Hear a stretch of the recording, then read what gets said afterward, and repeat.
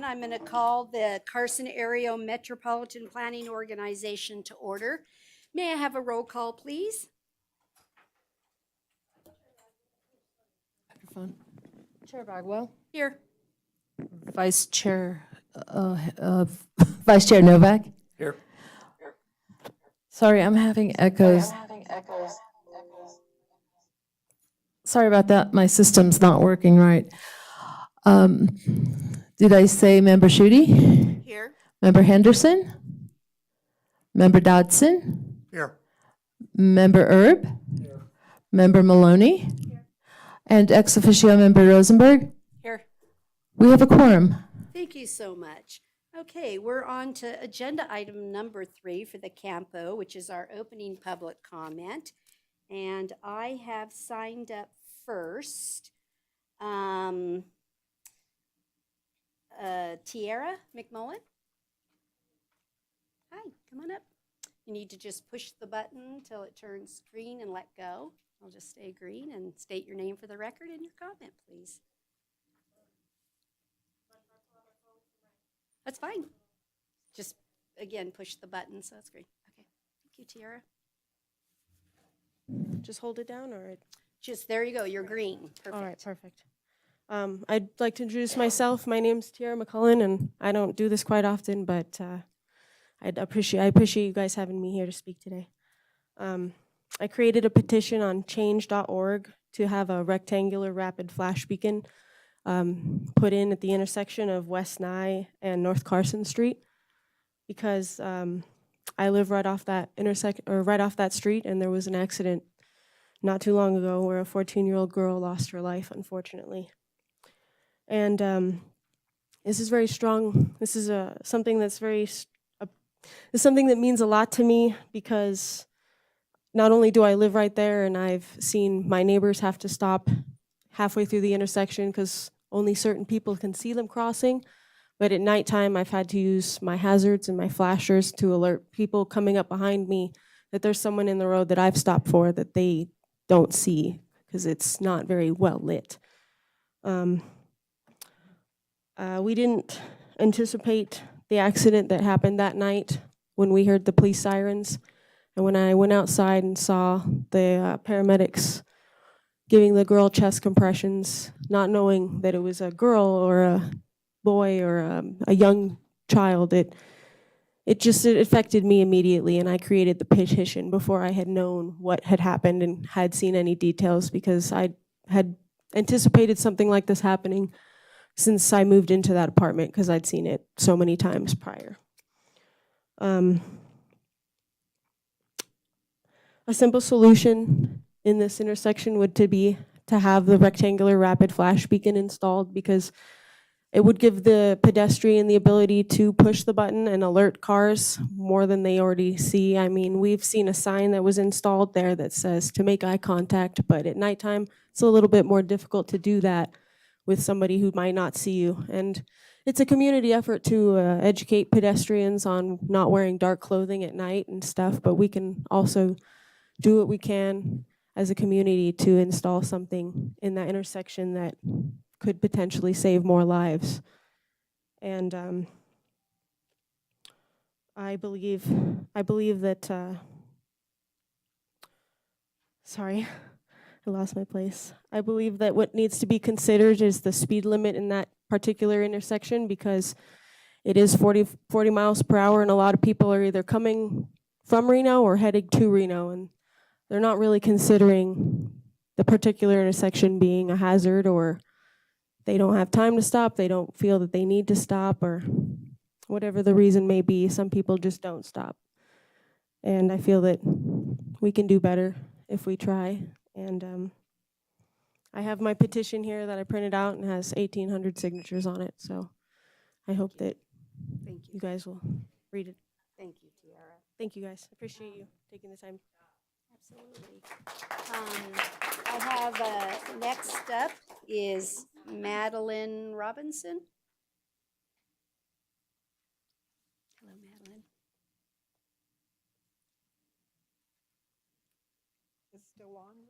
It's green.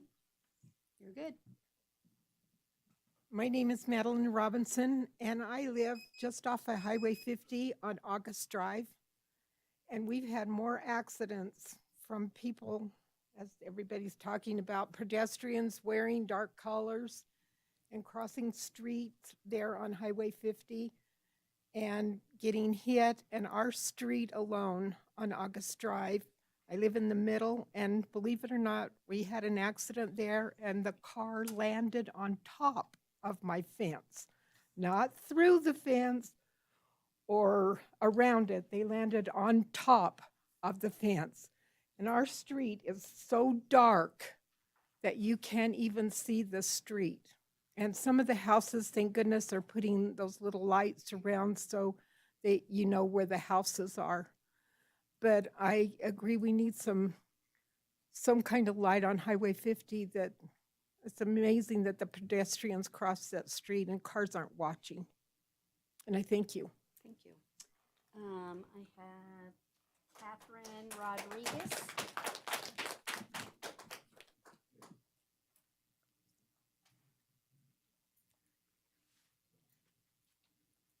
Screen?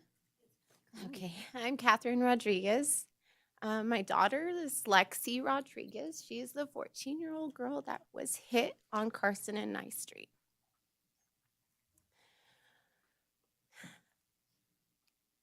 I would like to ask for the speed to be reduced on that street in that area. Even if the flashing lights are blinking at 45 miles an hour, it might be too hard for them to stop. And even if they swerve, maybe they'll just swerve into another pedestrian or another car. I think the speed should be lower. I do want flashing lights there. I would love to see that happen. I would also like to see flashing lights on College Street next to the Parkway Plaza apartments. There are hundreds of students who walk on that street, on College Street. The speed limit is also 40 miles an hour. I saw two little girls on the bike the other day on the corner of College trying to cross that street. They were standing there with their bikes for about 5 minutes before I got off my car and I walked them through the crosswalk. They were like 10 years old. They were scared. Why can't we have lights there? I mean, the way I see it is, this is the capital of Nevada. This is Carson City. We deserve flashing lights for our kids. They got them in front of the city hall where the speed limit's 25. Why can't we have them on the north side or anywhere else where the speed is higher? I also think that we need to educate our kids in school and at home, of course, about the safety of using a crosswalk. Just because our kids are in a crosswalk doesn't mean they're safe, doesn't mean they're going to make it to the other side, doesn't mean that the car sees them. We talk to our kids about a lot of things, dangerous things that we want them to be aware of. I never thought it was really important to drill that into my daughter or my kids, but I do now, and I think a lot of parents overlook it. I did. And I think maybe we should start going out to the schools and educating our kids. I'll volunteer my time. That's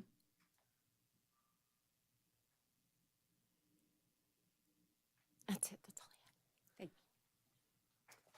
Okay. Denny, are you wanting to say something for Campo or later? Later? Okay, later.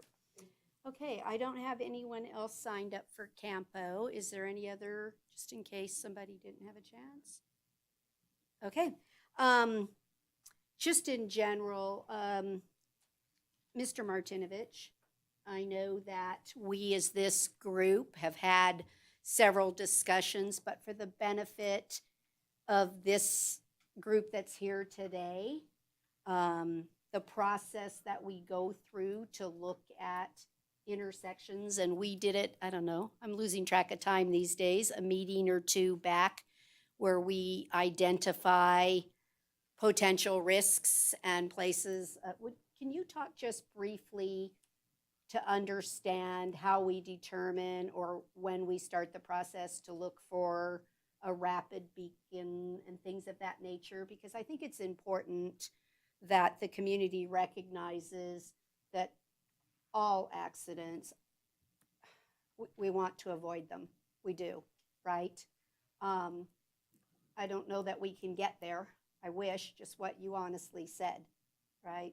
We want people to have eye contact. It doesn't mean it's going to avoid something, but can you just give a brief discussion so that the public understands the process and what we do every year? Thank you. Sure, Madam Chair. Chris Martinovich, Transportation Manager. Safety is definitely important, and we consider safety in every single project that we do. And our RFBs, rapid rectangular flashing beacons, are a proven counter safety measure that can be deployed at certain intersections in certain circumstances to improve the visibility and safety of the crossing pedestrians, to make people more aware that there's a pedestrian crossing. The factors that go into determining an RFB in particular are variable. But speed is a component of that. The width of the road is a component of that.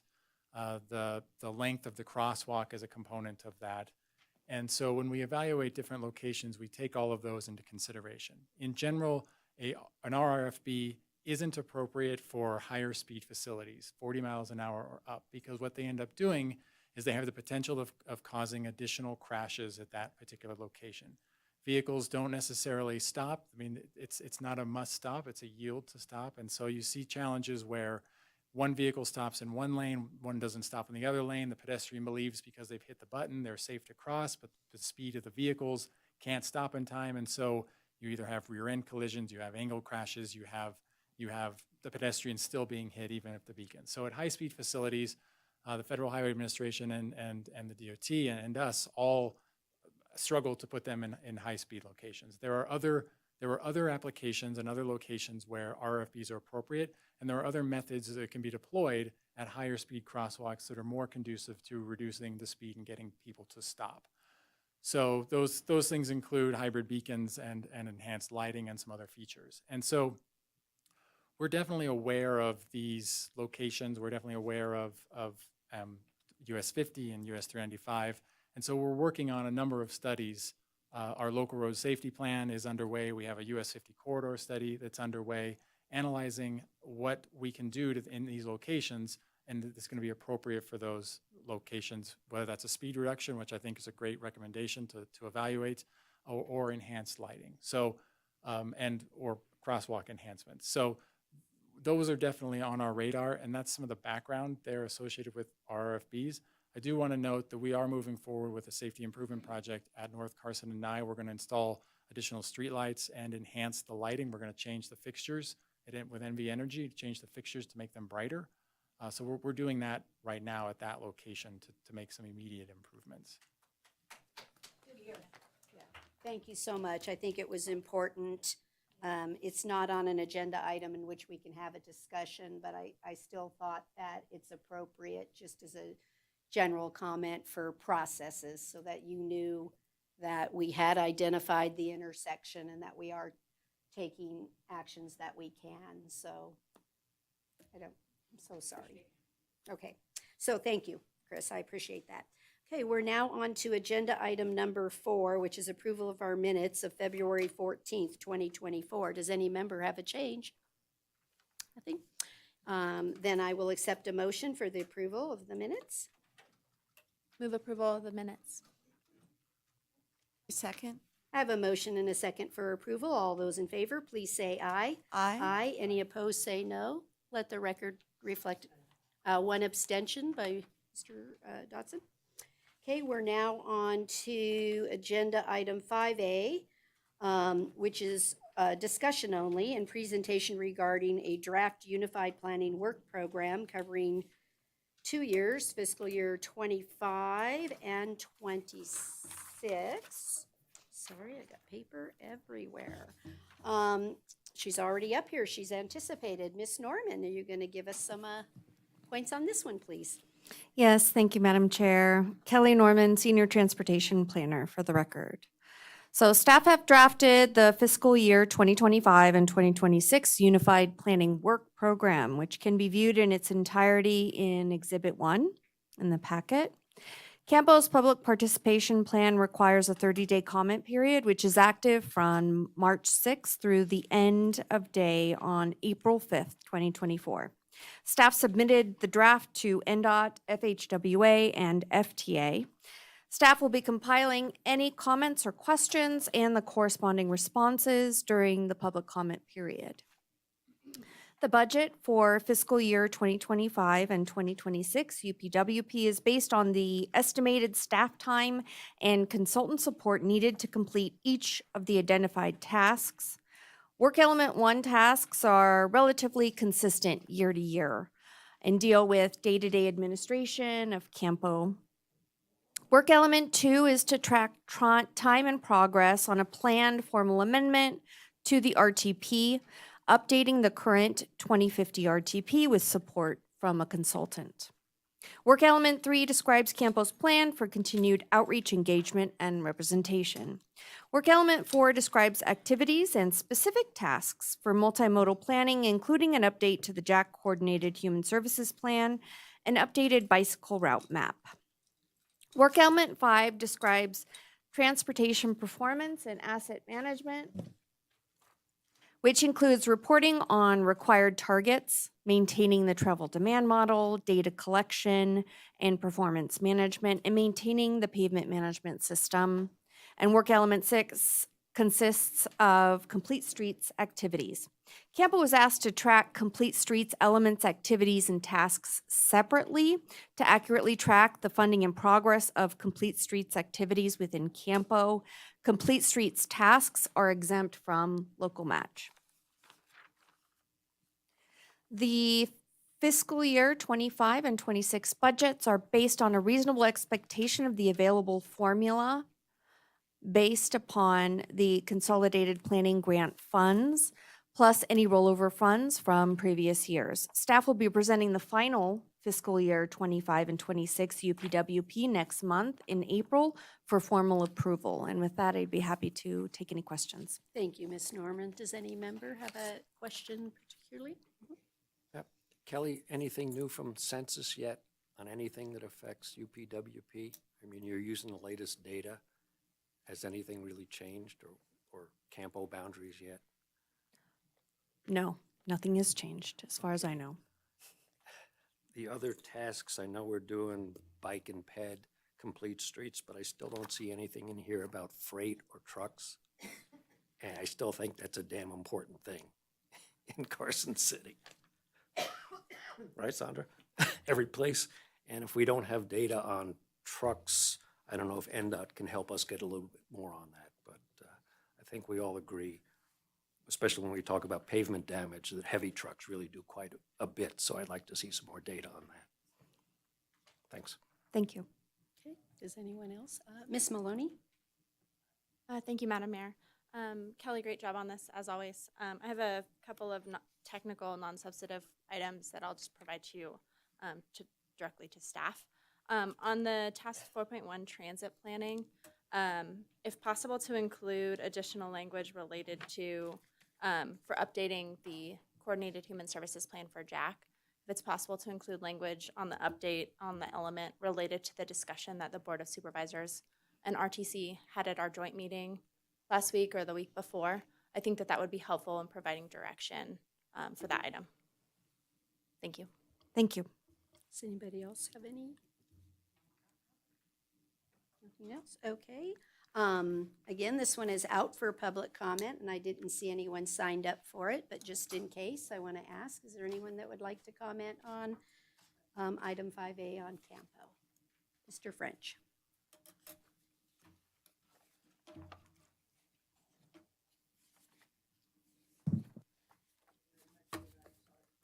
I couldn't compose myself earlier.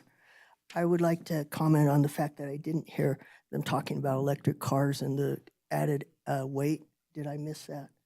Is that considered in the same line as what you're considering for the buses and trucks and such? Is that, I'm sorry, I don't know that I have to direct it to you. I didn't hear it in the presentation, and I think it should be considered as well as the truck weight and those considerations. So that was my contributing on that, and I appreciate information I got earlier from Chris, and thank you. You're welcome. Thank you. Is anybody else? Ms. Coe?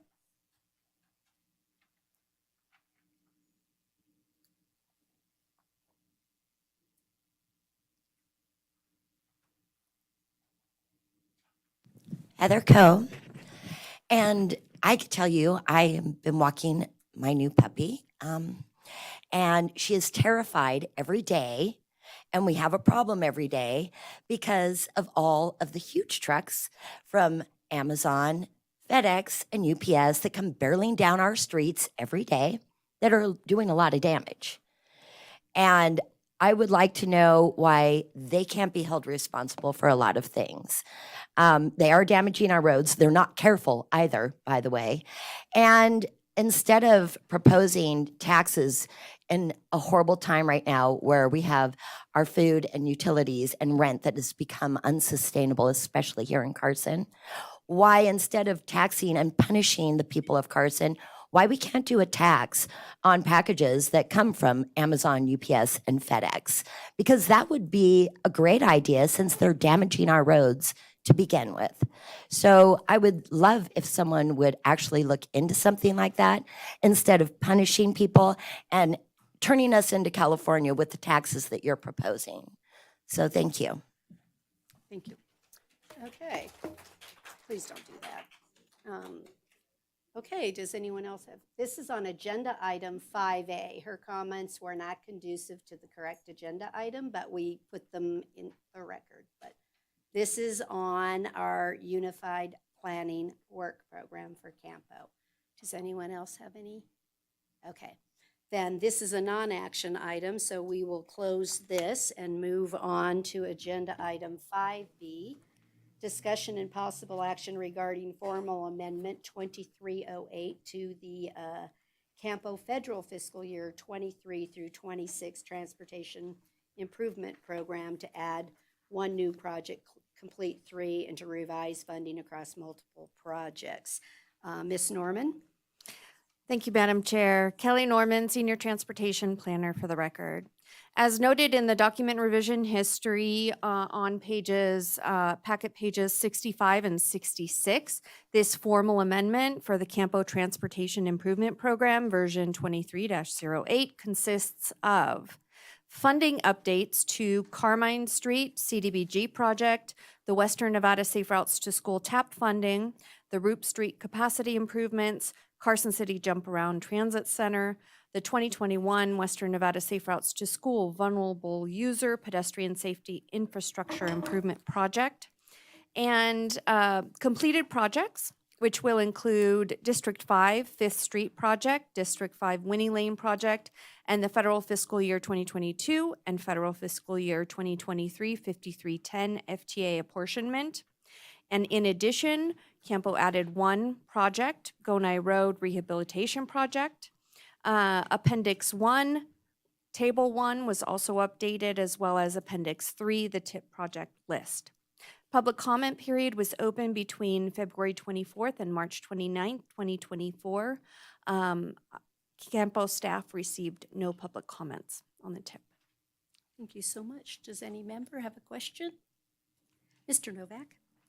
Yeah, I don't have any problem with the short term, but since it goes through 2027, at some point, are we going to see a PE project to finish the freeway?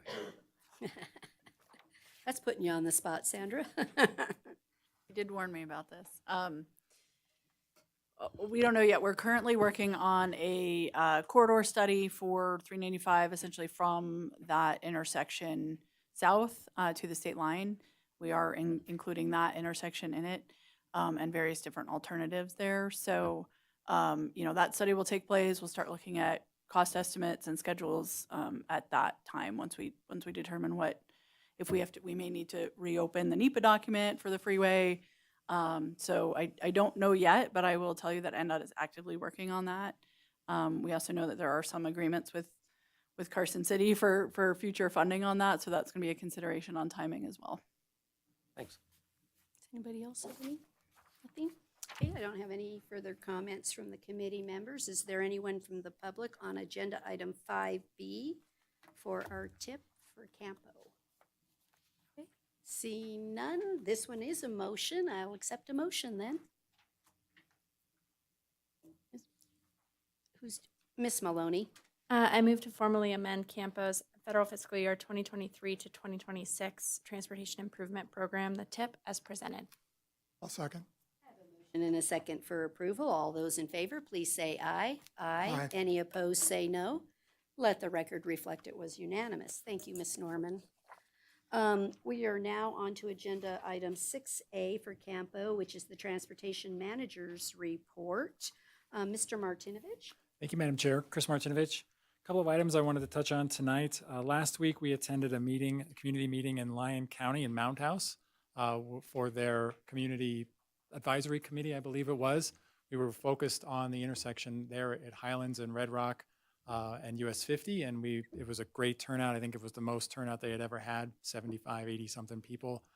Good meeting, a lot of discussion.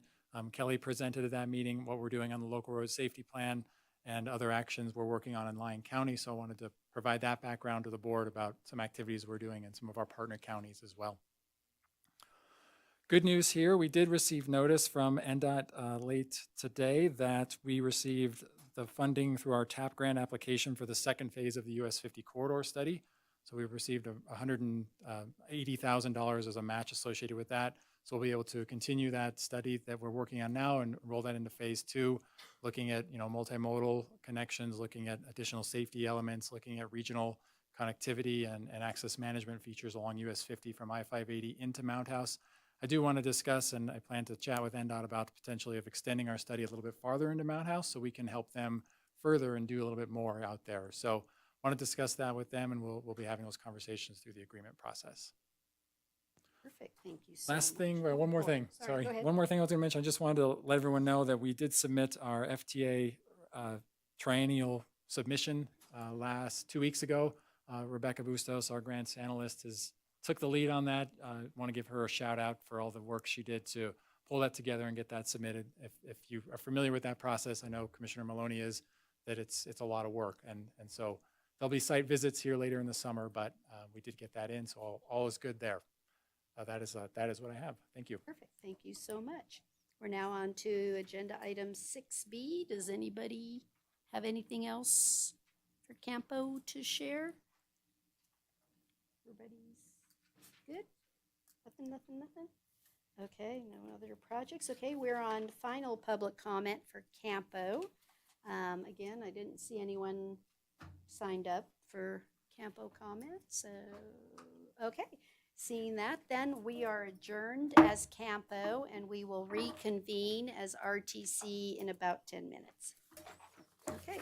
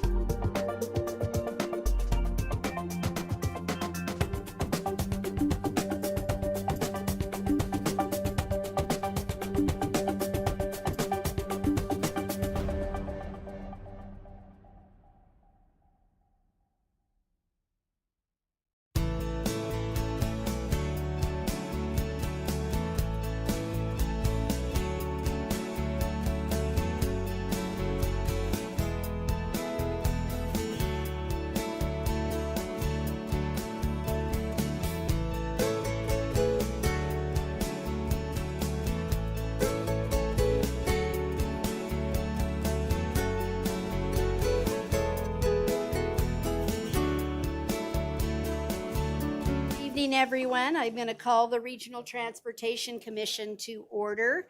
May I have a roll call, please? Chair Bagwell, Here. Vice Chair Schutte, Here. Member Novak, Here. Member Dodson, Here. Member Maloney. Here. I should have said Commissioner, I'm sorry. Quorum's present. Thank you so much. We're now on to opening public comment for the Regional Transportation Commission. Ms. Coe, I had you signed up. Do you want your comments from the last one actually entered on the record for the road tax on this? Come on up. Come on up. My biggest issue is, once again, we are living in times where What's your name on the Heather Co., where things are unsustainable for people. Carson is really gotten awful, and people can't afford to live here pretty much anymore. So to add taxes to anything is really going to hurt people even more. This has been a problem that's gone on, and a lot of you who are sitting up here, if this was a business, you guys wouldn't have a job. I mean, this has been kicked down the road over and over for over a decade, and all of you have known that our roads are in these conditions. And I don't understand. There were $60 million up for grabs from the American Rescue Plan. That's an absolute fact, and no one went for that money. That would have been 3 years supposedly for our roads, but we've not gotten a detailed report of where that 21 million would actually go. I don't understand why everything was pushed aside. It's not in our budget. There's only a little over $4 million in our budget for the roads. I mean, this is dangerous. My grandson ate it while riding his scooter because of potholes. There's nowhere safe for these kids to ride their bikes or anything else right now because the roads have gotten so bad. And there are other ways to address this problem. And I really do believe that taxing the people that are damaging our roads, you know, with the big trucks, with Amazon and FedEx and whatever, that would be the way to go. That wouldn't punish the people of Carson. And that is what you would be doing if you go through with these taxes. Thank you. Next, I have, please don't do that. I have Kathy Lee. Okay. There you go. Okay. I have issues with not only Amazon and whatnot, but there's people from Dayton, Mound You have to House, put your name on the record, please. Kathy Lee, Thank you. No, you don't have to do that part. Just, Stagecoach, and Minden, Gardnerville, Tahoe, that all come into here. They're not having to pay for the roads, but they're ruining them. You want to take $1 million out of state funds to fix the Armory building on 2nd Street just so we can go look at it? Why can't that funds go to fixing the roads? You want to put up nice, pretty little statues everywhere, but that money can go for roads. You know, no, but we don't want it, but you guys push it on us. We don't want it. Then there's the fact that I am a senior living on disability. My gas bill is over $300. I cannot even turn on my heat now. I'm cold. I have disabilities, but I cannot turn on my heat because I can't afford it. But yet Southwest Gas wants more money, and yet you want to tax our utilities. I can't afford to have electric or heat at this point. And then there's the groceries and everything else. When's it going to stop? Who has the purse strings? We voted in 2022 for a diesel gas tax to fix the roads. Where's that money gone to? What about when the president gave money out for infrastructure? Where's that money? Nobody seems to have answers or tells us where the money is. Where is it?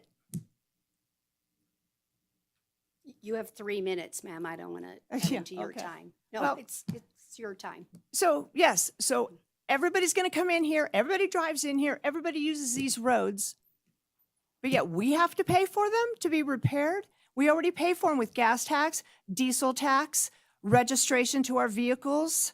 You're taxing us, and I cannot heat my house. Can't afford it. It's at 66 degrees during the day, and I'm cold, and it's at 58 degrees at night, and I'm paying I just paid today $326. Last month was $316. The month before that was $290. Enough is enough. Please don't do that.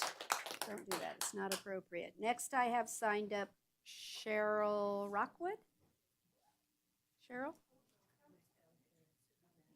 No? Oh, changed your mind? Okay. Thank you. Then I don't have anyone else signed up, but Denny, it's okay.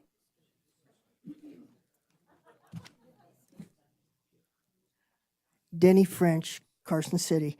Thank you very much. I know this tax deal is something I'm waiting to hear how it's going to be proposed. Is it going to be, as they suggest in here, it is a special purpose?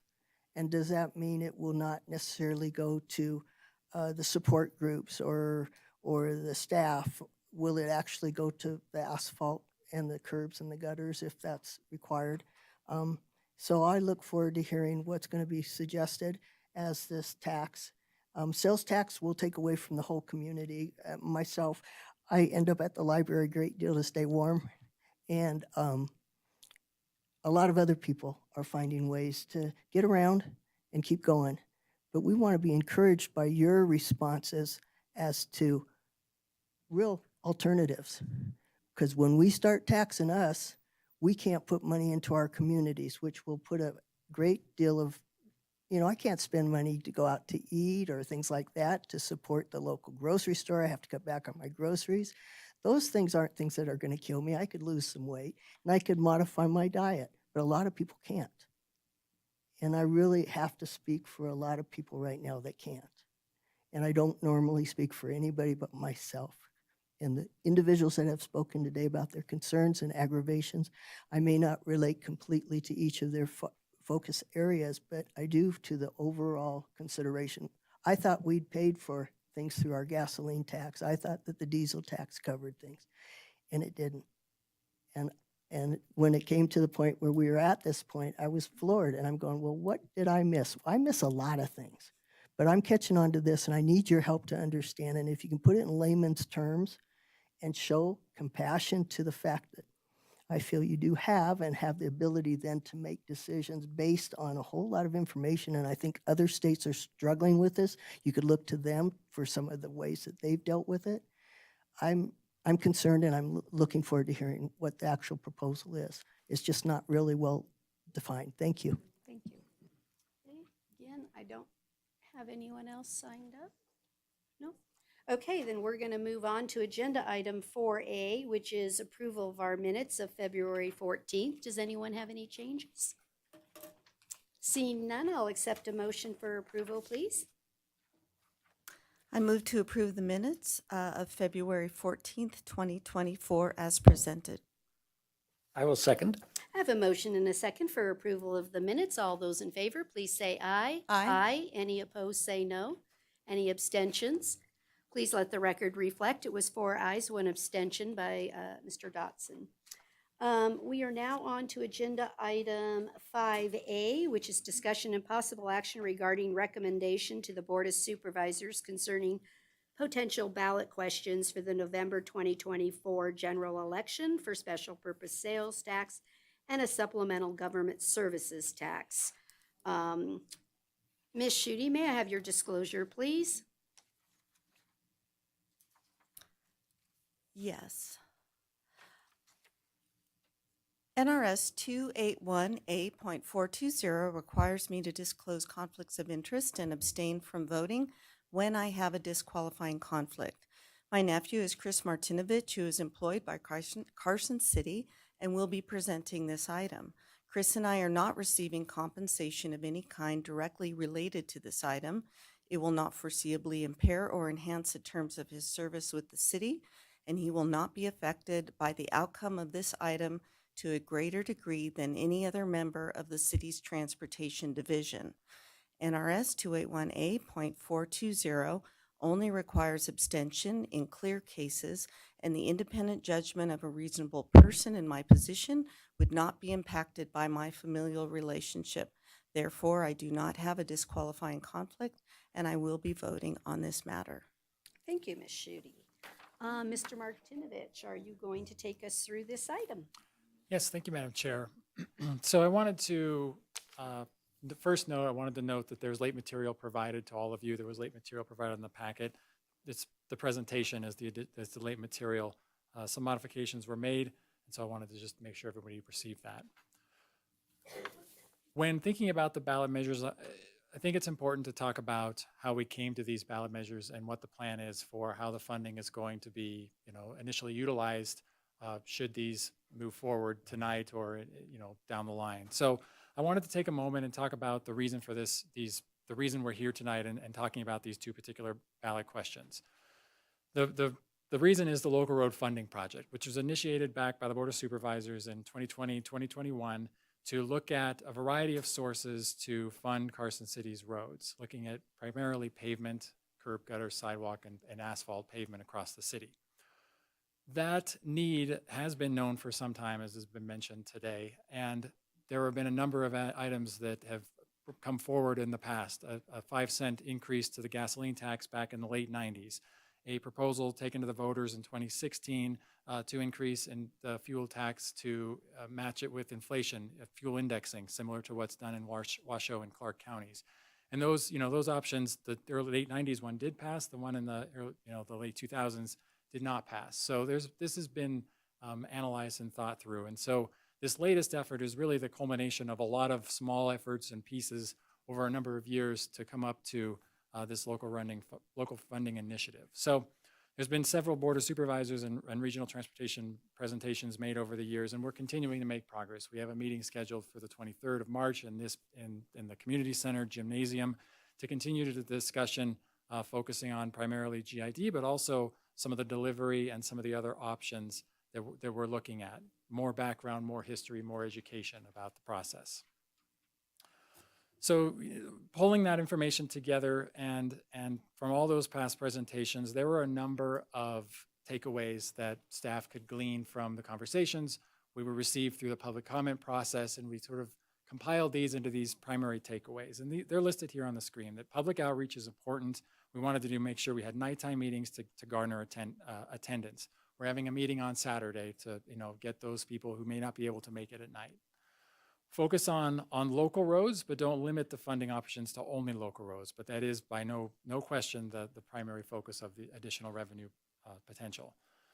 Avoid options that require new state legislation. And I remember this conversation we had at the Board of Supervisors back in 2021 about the 12 options we analyzed originally and how some of them required the creation of new state legislation, whether that was a road user charge or a parcel delivery fee or other mechanisms that were discussed and analyzed, and they required enabling legislation from the state legislature for us as a city to enact them. So we remove those from our consideration at this time. That doesn't mean they're not viable. It doesn't mean we shouldn't pursue them at a state level, but we can't do that as a city. We wanted to have multiple mechanisms that will need to reach a broad range of transportation users, considering all modes of transportation. The thought was, let's not just focus on personal vehicles. Let's make sure we're counting ADA accessibility. Let's consider the bike and ped modes as well. And then explain and establish how the money is being spent and focus on roads and pavement improvement projects. And we've heard that tonight with some of the public comments. Where is the money being spent? And that's absolutely important. And I have some slides on that and some talking points I plan to incorporate in as well. So from those takeaways, we kind of formulated some objectives. So the primary objectives of the local road safety project, and they kind of ebb and flow a little bit, but the goals here are to prioritize pavement and roadway infrastructure where we can get the greatest and most efficient improvements can be achieved. So this is considering how can we couple projects to be able to deliver them efficiently? How can we use our dig once approach to deliver projects? We want to provide for a diversity of funding resources applied to different transportation users. Again, thinking about ADA accessibility and the requirements when you construct a road that you have to bring up ADA accessibility, which we'll discuss at a future meeting, more detail on that. We want to allow the local funding to be leveraged to get additional state and federal funding for local or regional roads. So how can we use limited local dollars to leverage additional grant funds should those opportunities come up? Making sure we have some flexibility there. Doesn't need to be a large part, but allowing for some of that flexibility for other state or federal funds, as again was mentioned earlier. We want to ensure the needs of all streets, regional or local streets, are included in the options, similar to what the previous one. And we want the mechanism to be the options and the objectives that we produce through this project to be flexible, simple to explain, quantifiable, and easy to implement, again, without a bunch of new legislation or regulations. So through that process, we were, as I mentioned, there were originally 12 or 13 funding mechanisms analyzed through the local road funding project, narrowed it down to 5 through coordination with the Board of Supervisors and the RTC, as well as public input. And so these are the 5 that are still currently sort of in discussion and moving forward. Tonight, we're focused on the special purpose sales tax and the supplemental government sales tax, service tax, because these 2 require ballot measures to be approved and passed. They're not something that can be passed without those. So that is the impetus for the meeting today and the discussion. So digging into those specifics, the first is the special purpose sales tax. So NRS 377A authorizes the Board of Supervisors to enact a sales tax upon the approval of the voters for the purposes as they're listed on the screen. The funds must be deposited in a separate fund and may be administered by the RTC. It doesn't have to, but the NRS is highly recommending that RTC administer the funds, but it's not a specific requirement. The funds can be used for road construction and maintenance, public transit, and items related to air quality. That is what the legislation allows us to do per NRS. The sales tax would be a 0.25% rate, which would generate an estimated amount of $4 to $4.5 million annually. And we estimate that rate because we have other sales tax rates of 4.25% enacted currently in the city. And I believe in fiscal 24, we're projecting around $4.1 million through those sources. So that's hence the range of 4 to 4.5 million based on actual revenues. The second item is the supplemental government services tax. So the government services tax was one that was originally eliminated early on in the process for 2 reasons. It was eliminated initially because we analyzed the revenue potential to be relatively low, estimated to be generally less than $1 million. And we also eliminated it because it required, at the time, our understanding that it, again, needed a vote from the people. And so those 2 components coupled was like, well, we have these other options. We're going to pause on the government services tax. But it's been renewed because brought to light some additional revenue potential in coordination with the DMV. It was outlined that there's potential amount of revenue that could be closer to 2 to 2.5 per year based on the value and the number of registered vehicles in Carson City. So that's the reason it was sort of brought back for consideration. The process itself is authorized under NRS 371, authorizes the Board of Supervisors to impose a government services tax of not more than 1 cent per $1 valuation of the vehicle, capped at 35% of the valuation of the vehicle for any vehicle registered in Carson City. It does depreciate over time, so newer vehicles pay the full 1 cent of the 35%, and then over time it depreciates to a minimum of, and I don't know the percentage, but it's around 9 or so percent. And one thing to note here is, more expensive vehicles, such as electric vehicles, tend to pay more at the time of purchase as their vehicle price is more expensive than some other vehicles. Government services tax could be used on projects related to the construction maintenance of sidewalks, streets, avenues, boulevards, highways, and other public rights of way used primarily for vehicular traffic, overpasses, and actually a whole other list there that I cut off. But the gist of it out of NRS is listed there. Again, this could potentially generate 2 to 2.5 million. I do want to note, it'll be a discussion point, at the board's discretion, that these two options, the sales tax and the government services tax, can be combined into a single ballot question if NRS allows us to do that, if the board, either this board or the Board of Supervisors, were to direct us to do that. Or they could be 2 separate questions. Just wanted to note that that's a possibility. So now I think it's important to talk a little bit about the funding availability and what this does and doesn't do for us, these two ballot questions, should they continue to move forward. We've outlined through our local road funding process that we have a funding gap of $21 million per year. That's been analyzed through a report we completed with Applied Pavement Technology, who analyzed all of our pavement condition across Carson City using actual pavement survey data. The sales tax and government services tax have the potential to generate around $6.5 million per year. And so no, this amount will not fill the gap. There is no single option that we're looking at that will fill the gap. So we would take a combination of options to get there. And there's by no means a necessity to fill the gap. It's just, this is the gap that we have, And we're looking at different options to potentially help fill that $21 million hole. So in order to kind of think about how we, use this money and what it's going to be used on, the process is to develop a plan of expenditures and a project prioritization process. And those two somewhat depend on the amount of funding available and how it's being packaged together. In general, probably at the risk of oversimplifying, less funding results in a prioritization process that is more road-based, singularly road-based, similar to our project management plan, apologize. What that basically means is we take a list of roads in the performance district and we evaluate them and we sort of pick projects based on a set level of criteria, work on this segment of road, that's the project. And that'll work for less funding. We can continue to use that general process to identify and prioritize projects. If funding were to be greater, closer to the $21 million process, we would probably have to look at a more regionally based project prioritization process. And what that basically means is looking at every road in Carson City and trying to pick from a list of hundreds of roads, 2,000 something roads or whatever it is, would be very difficult. So we want to package projects up with more funding, package them up in a more deliverable method rather than doing spot projects dotted all over the city. The details of that second one haven't really been flushed out yet. That is an ongoing effort of our local road safety project that we're working on. But the former, the lesser funding, does have some additional background that I'll walk through here tonight on how we go about doing that. So focusing on a plan of expenditures and project prioritization process for a sales tax and the government services tax, we know there are still a number of questions that need to be answered. There are a number of processes we still have to work through of how to implement some of these projects, and we're working through that on the Local Road Funding Project Initiative. More staff research is needed and more public input is needed on any final decisions. There are also a number of RTC decision points that are critical to how we use this funding going forward, and I've highlighted those through the next couple of slides, but I want to bring it back to what are the objectives of the project. So we're keeping that in mind when we think about the funding objectives, when we think about the funding implementation, when we think about plan of expenditures, when we think about project prioritization.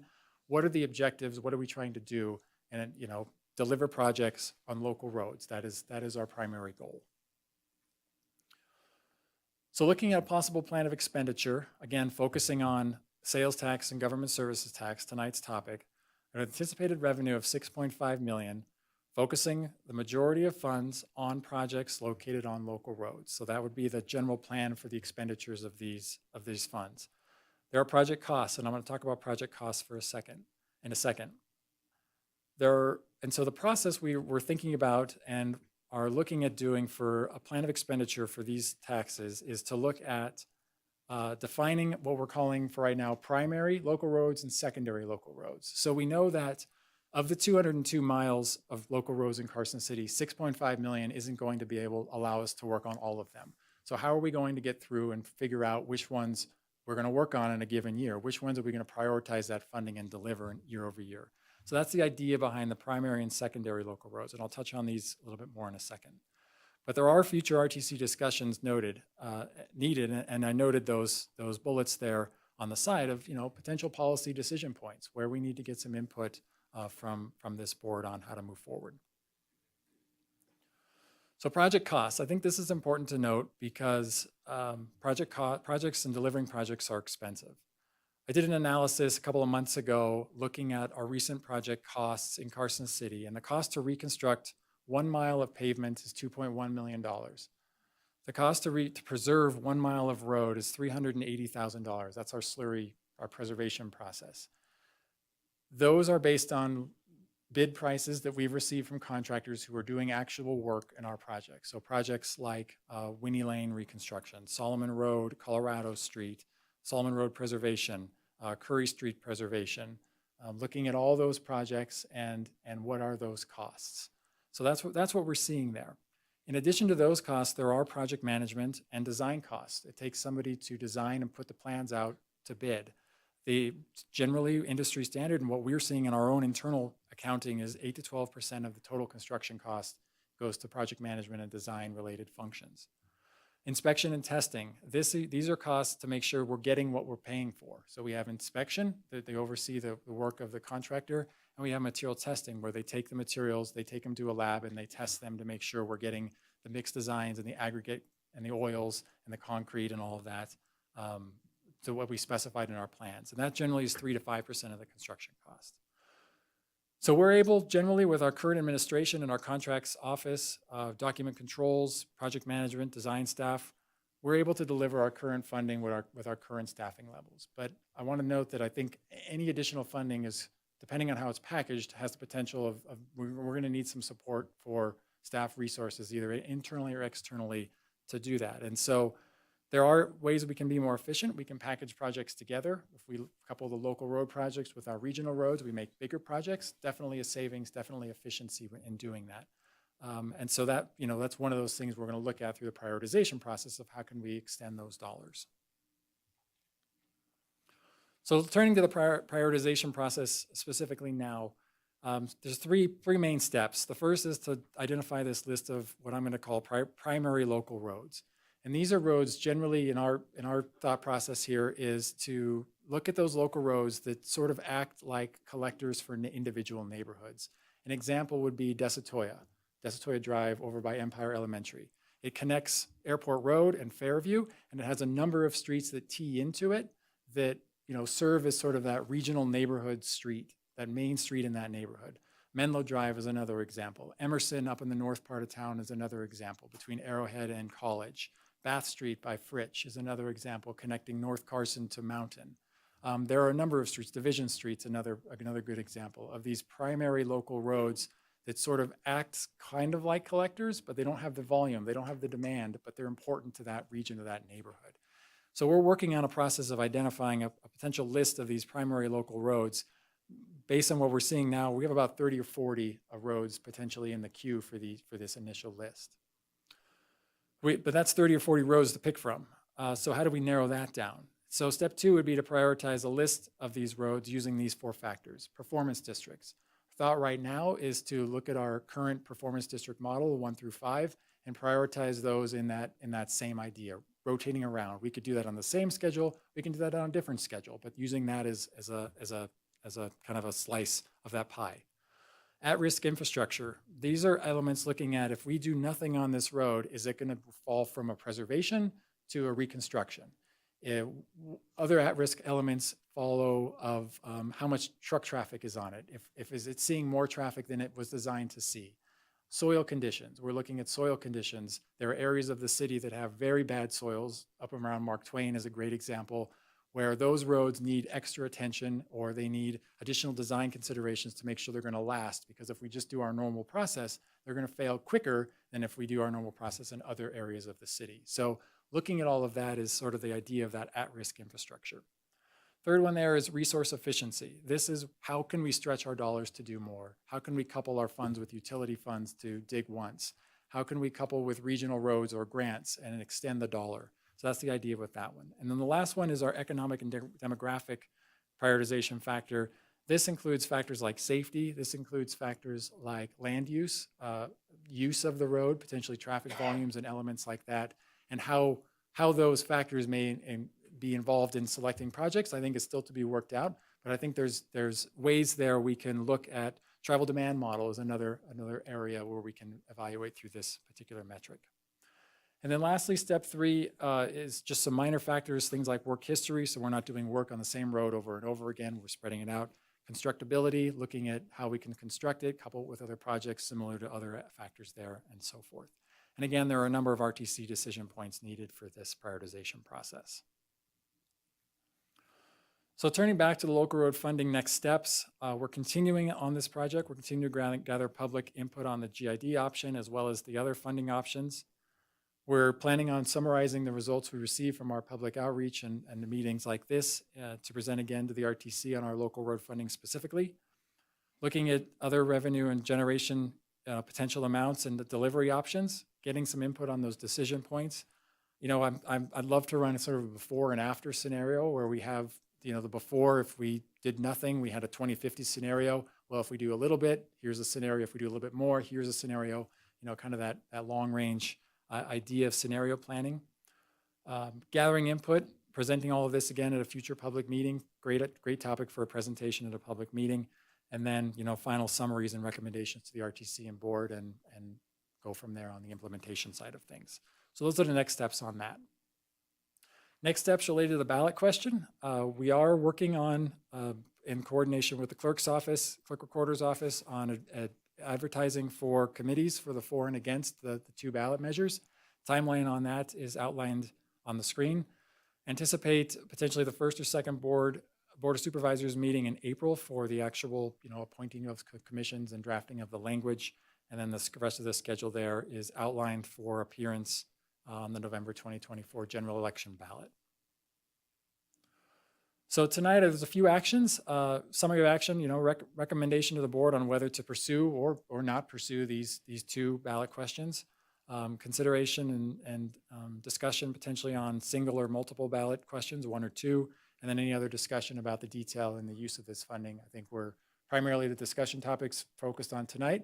I'm happy to answer any questions. I just wanted to provide that background just for the benefit of you all and for the benefit of all in the audience. So thank you. Thank you, Mayor. Thank you, Chris.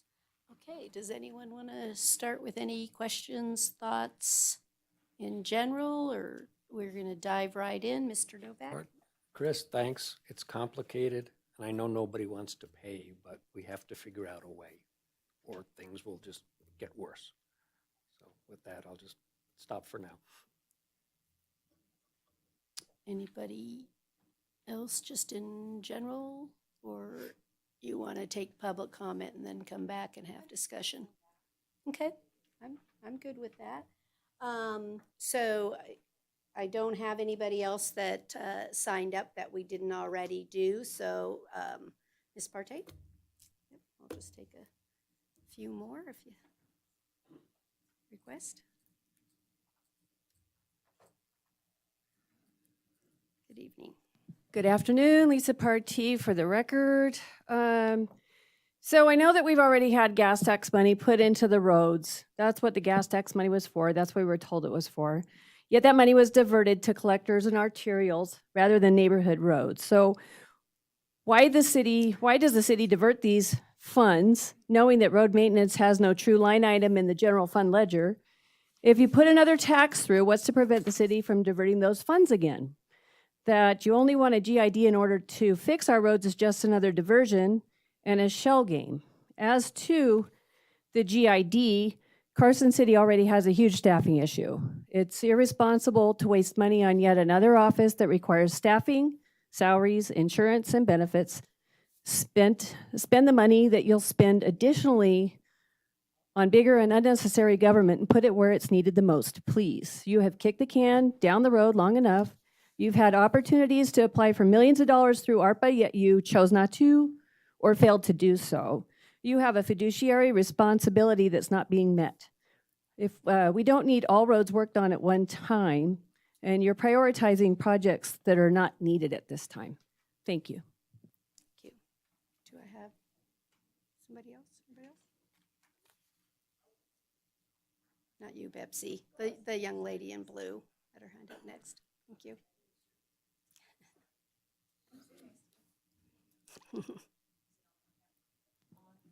Shelley Shannon, Carson City, for the record. I just jotted these down while I was looking at your summary, and so so forgive me if it sounds stupid. As I read it, the government services tax would only be paid for by Carson City residents if it's a DMV line item. That in itself doesn't seem fair, considering everybody's concern about the roads, the trucks coming in, the state employees, the other employees from surrounding areas. So that would be a Carson City only tax, which doesn't seem fair. I also noted that both the sales tax and the government taxes included expenditures for other items than roads. I saw public transportation and air quality. I think that those might already be accounted for in the current road budget.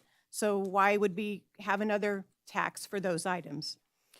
We need something for roads only, not all the accoutrements that go with the roads. I also thought I saw a line item somewhere, and it could be from the previous budgets, that the current funds could be allocated from the roads to the general fund, which again, I think as Lisa Partee indicated, that's not what we need. So for these future taxes, what we're concerned about are the roads, not the public air quality, not the sidewalks, not anything like that. We need it for the roads. And so that was my concern. Thank you. Thank you. Okay, I think I just have Pepsi. Okay.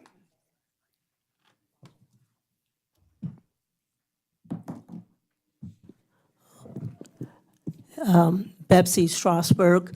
It's a moving target. I was prepared with the material that was in the thing. Now there's late material. The main thing is the original ask was for local road repair because they had deteriorated over the last 15 years due to prioritization decisions made by this commission to prioritize regional road exclusively.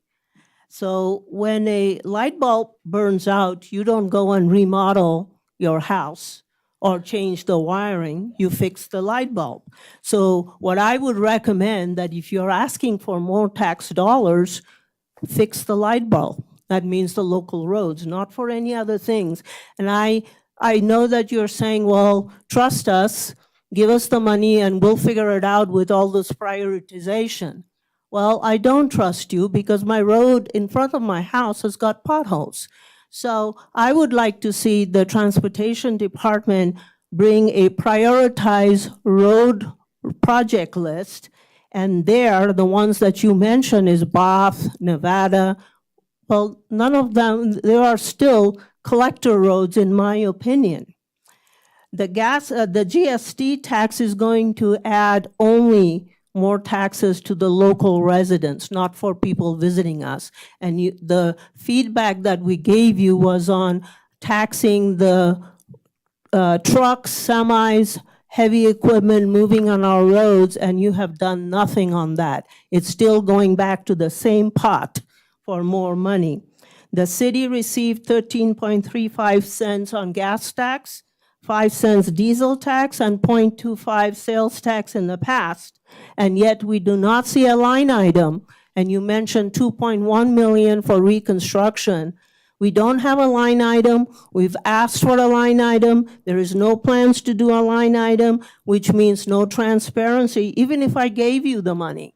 And before, I thought the sales tax and the GST tax was a lesser evil than the GID. But today, when I see a blank checkbook that you want from us for projects yet to be identified, but prioritized later without visibility to the taxpayer, I would say no. Bring back the right document with the right project, and then we'll talk. Thank you. Okay.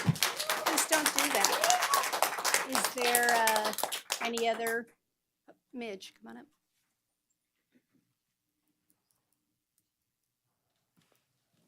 Midge Breeden, Carson City resident. I certainly can empathize with all the people that are talking about their taxes going up and how hard that is, and empathize with you guys having to figure out what do you do with the roads. The thing that I heard today that I never thought of before was a parcel delivery fee. And I thought, I am so in favor of something like that because we've got too many trucks on our roads. They're burning fossil fuels. They're destroying our environment, and I would love to see fewer of them. If there was a $10 fee on every, $10, that'd be a little high. 10-cent fee on every parcel delivered. Maybe Amazon, when you order 2 things, would put them in one package instead of 2 separate packages. So we would have fewer delivery trucks. But I really think, I know you say you have to go to the state, so then let's go to the state, because we've got to do something to have be burning less fossil fuels to save the environment, and then also to save people so that they can keep living in Carson City, because it's a great place to live. Thank you for all you guys are doing. Thanks. Okay. Do I have anyone? Okay, then I'm going to close the public hearing and bring it back up here for discussion. And so in normal fashion, I like to take the public comment and then we answer or work on or try to come to conclusions based on those. Excuse me. Oh, I'm sorry. I called for it. So did you? I did, but that's fine. If there's somebody I missed, come on up.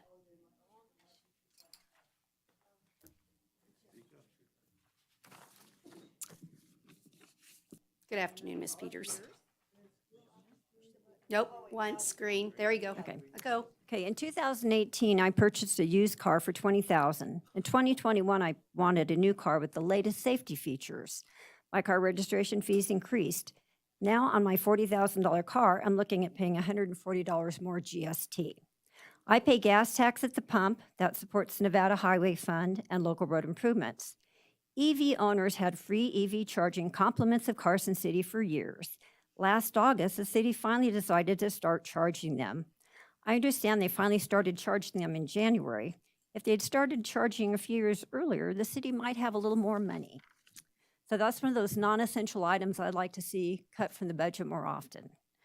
So since EV owners don't pay gas or diesel tax and the EV charging stations don't collect a tax, I think the increase in GST should apply to EVs only. Let them pay their fair share. Thank you. Thank you. Okay. Just last call. Did I miss? Okay. Then we're going to bring it back up here and let's go over some of the items of discussion. So first, I heard in public comment that they believe we're diverting funds of gas tax to other uses or taking road money and putting it to the general fund. So we are required by law and by rule to account for our money appropriately and pursuant to whatever the tax rules are. We get audited. We are not doing that. So I just want to be clear, that's not what we're doing. Whether or not you like everything within the road fund that's eligible to be expended, that's a different discussion item that we can do tonight to talk about these funds. I think I heard someone say like, we might not decide to do the air quality. And that might be something we want to discuss. We can take what's authorized and limit it. And so I offer that up for discussion point tonight to say, where do we want to spend this money? Do we want it as broad as the statute allows, or do we want to tighten it up? So that's a discussion point. So I wanted to really talk about that. ARPA funding. I've heard this over and over and over again that we didn't apply for it. We didn't do it. Carson City received ARPA dollars and we put 2.5 million of our ARPA dollars into the roads.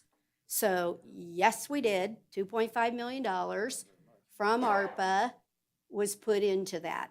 There was discussion that the state had money and that somehow Carson City could miraculously go over to the governor's office and they were going to grant us road funding. Andrew Fueling did. I'm here to tell you, we called, we did things, we talked with management, and you're well aware of that. And no, it wasn't. They're not handing out road money for local roads out of the state's ARPA dollars. They're doing the governor's 3 priorities that he has selected to do, and that will be on their April IFC meeting, where they will be discussing what those plans are. Do I know whether those will be approved or whether other tax dollars will be deobligated and put out? I have no idea what the interim finance committee will select, whether they will adopt his priorities. I can't answer that. They have told us that if there is deobligation and a different path, they will let us know. And of course, if that's available to us, of course we'll apply for it.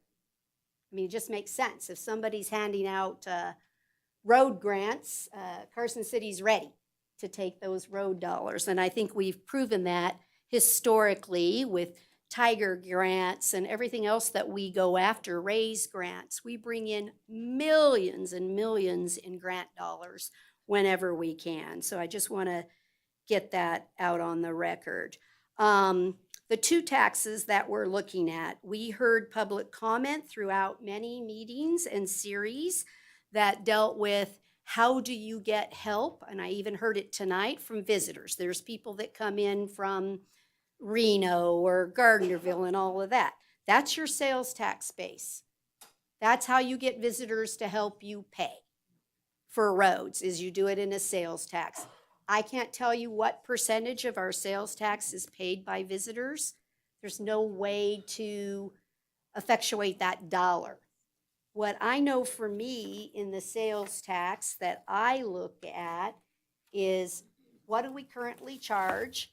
What does my neighbor who's competitive with me?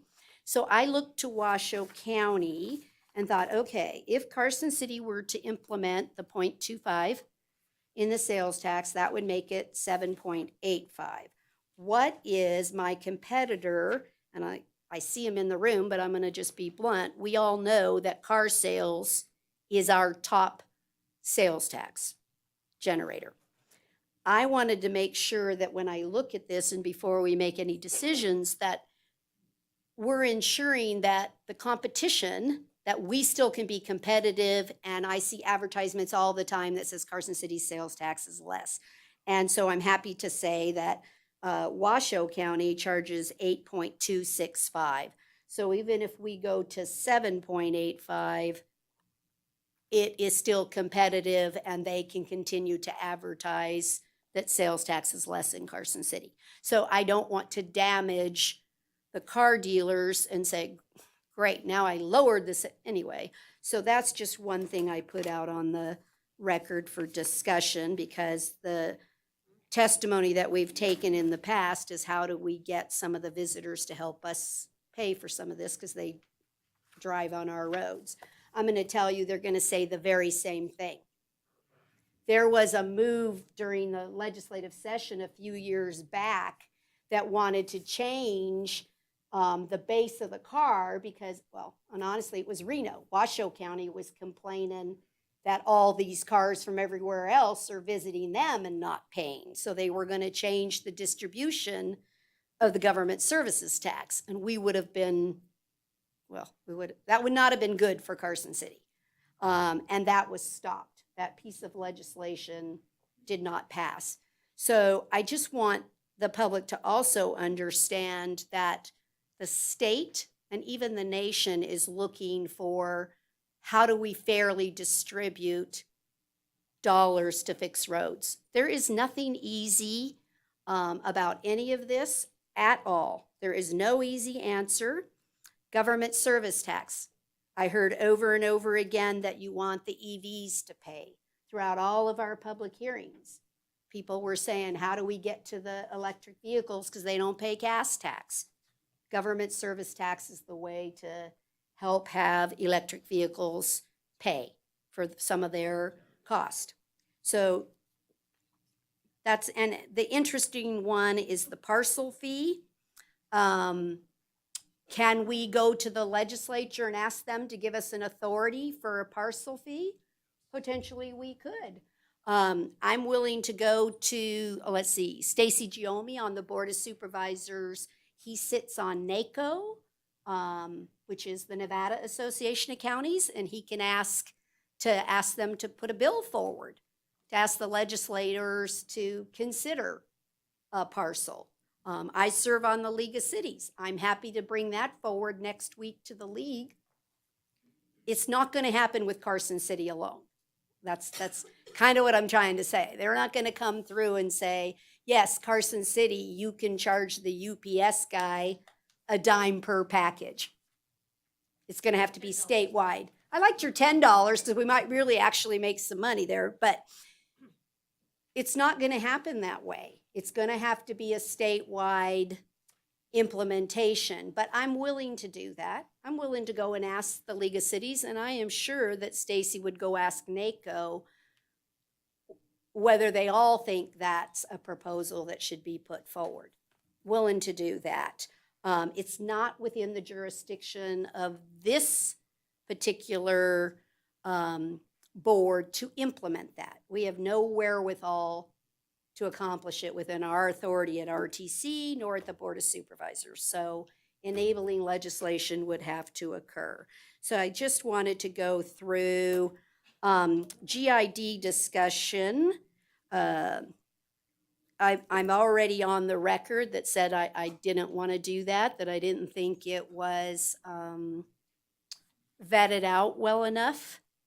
And I think even today, unless I missed something in the presentation, we're quite a ways away from being able to even vet a GID methodology, unless I missed that. But so what we're left with then as a team here today is one, do we all believe that we need more money for roads? I mean, that's, no matter what, that's our initial question. Do we need more money for roads?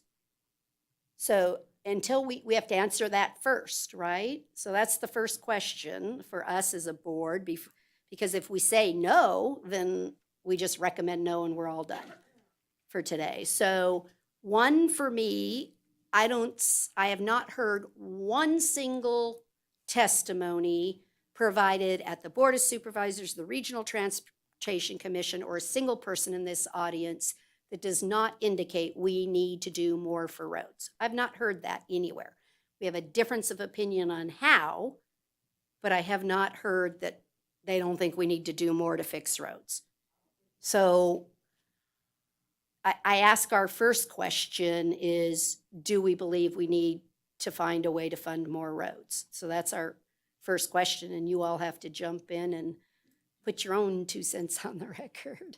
But do we want to even consider looking at these ballot measures? Ms. Schutte. Thank you. Really listening to Board of Supervisor meetings from years ago, I remember Supervisor Bonkowski, Supervisor Barrett, speaking about the need for funding. So this has been an ongoing issue, and our roads do need help. They are struggling, and preservation is important. Taking care of what we have is important. I know that gas taxes, yes, we do collect gas tax, and there's money from sales tax, and there's money that go toward roads. But with inflation, that money isn't keeping up with costs.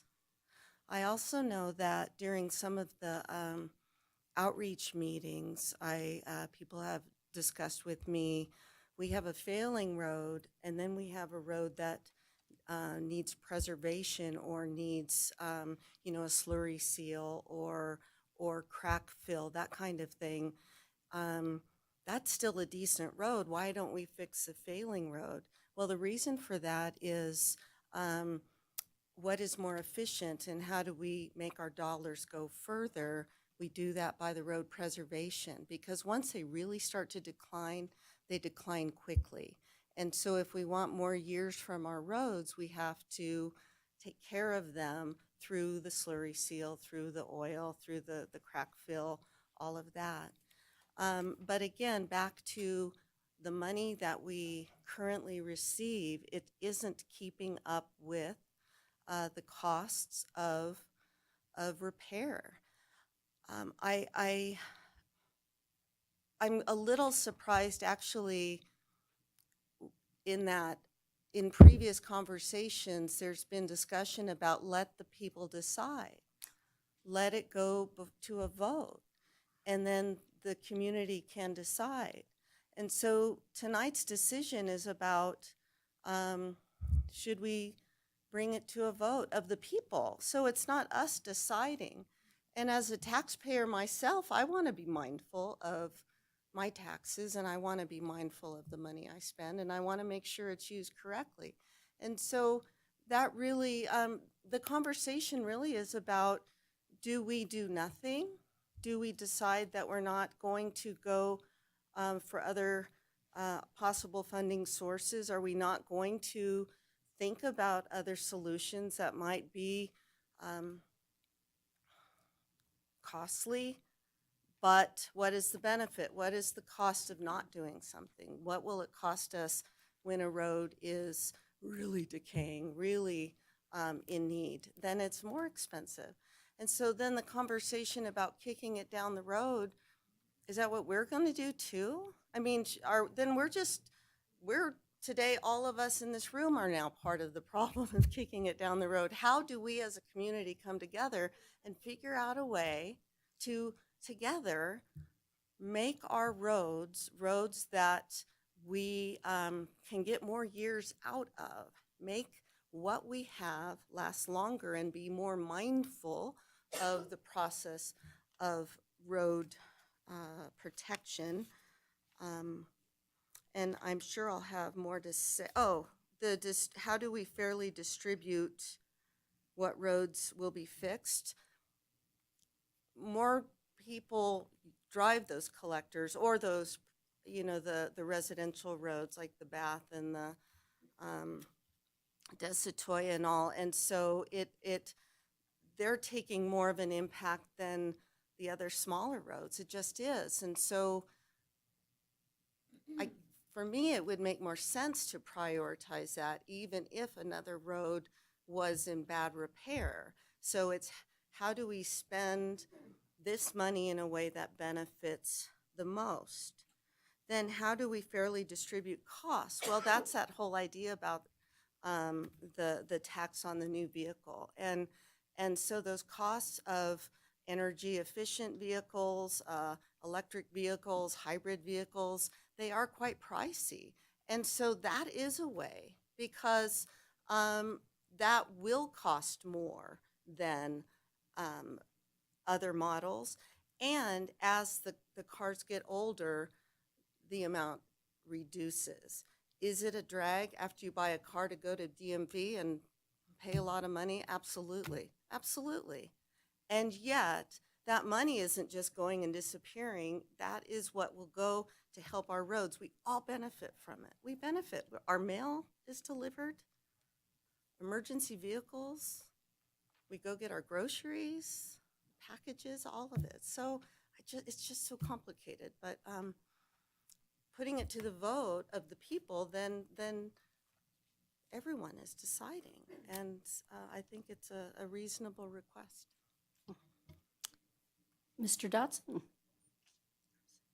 I like the advantages that the GST serves. Again, just reiterating that it gets to the electric vehicles, the more expensive vehicles, in an equitable manner. The sales tax, again, has been indicated, takes advantage of people outside the area. So combining those is getting to a couple of elements that we've heard, people believe need to pony up, so to speak, to support our road system. The GST tax also has the advantage of that the law hones in on what this is to be used for. This is for road repair, strictly for road repair. There wouldn't be any getting around that. I do agree that we need to take the sales tax initiative and talk about the areas where we're not going to look to this to fund, and specify that as part of the ballot question. And I guess my final point is that I think it's important, as we've heard from you all, that we develop as much language as possible if this does go forward in the discussion on the ballot questions as to how we will prioritize even a project-specific list, if possible, to show exactly where that money's going to go. Usha. Ms. Maloney? Thank you, Madam Chair. For me, it's not complicated. RTC, we have authority over certain pieces of city's transportation through an interlocal agreement where the Board of Supervisors delegates certain authorities to us. And in my view, it's our responsibility to provide a recommendation to the board that's holistic and that represents what we're hearing from folks. And what I've heard is, yes, there is a road funding need, but also that our residents are questioning how we're spending this money. I can say for me, Chris knows this, I've told him this, I would fall on my sword every day for him and his team.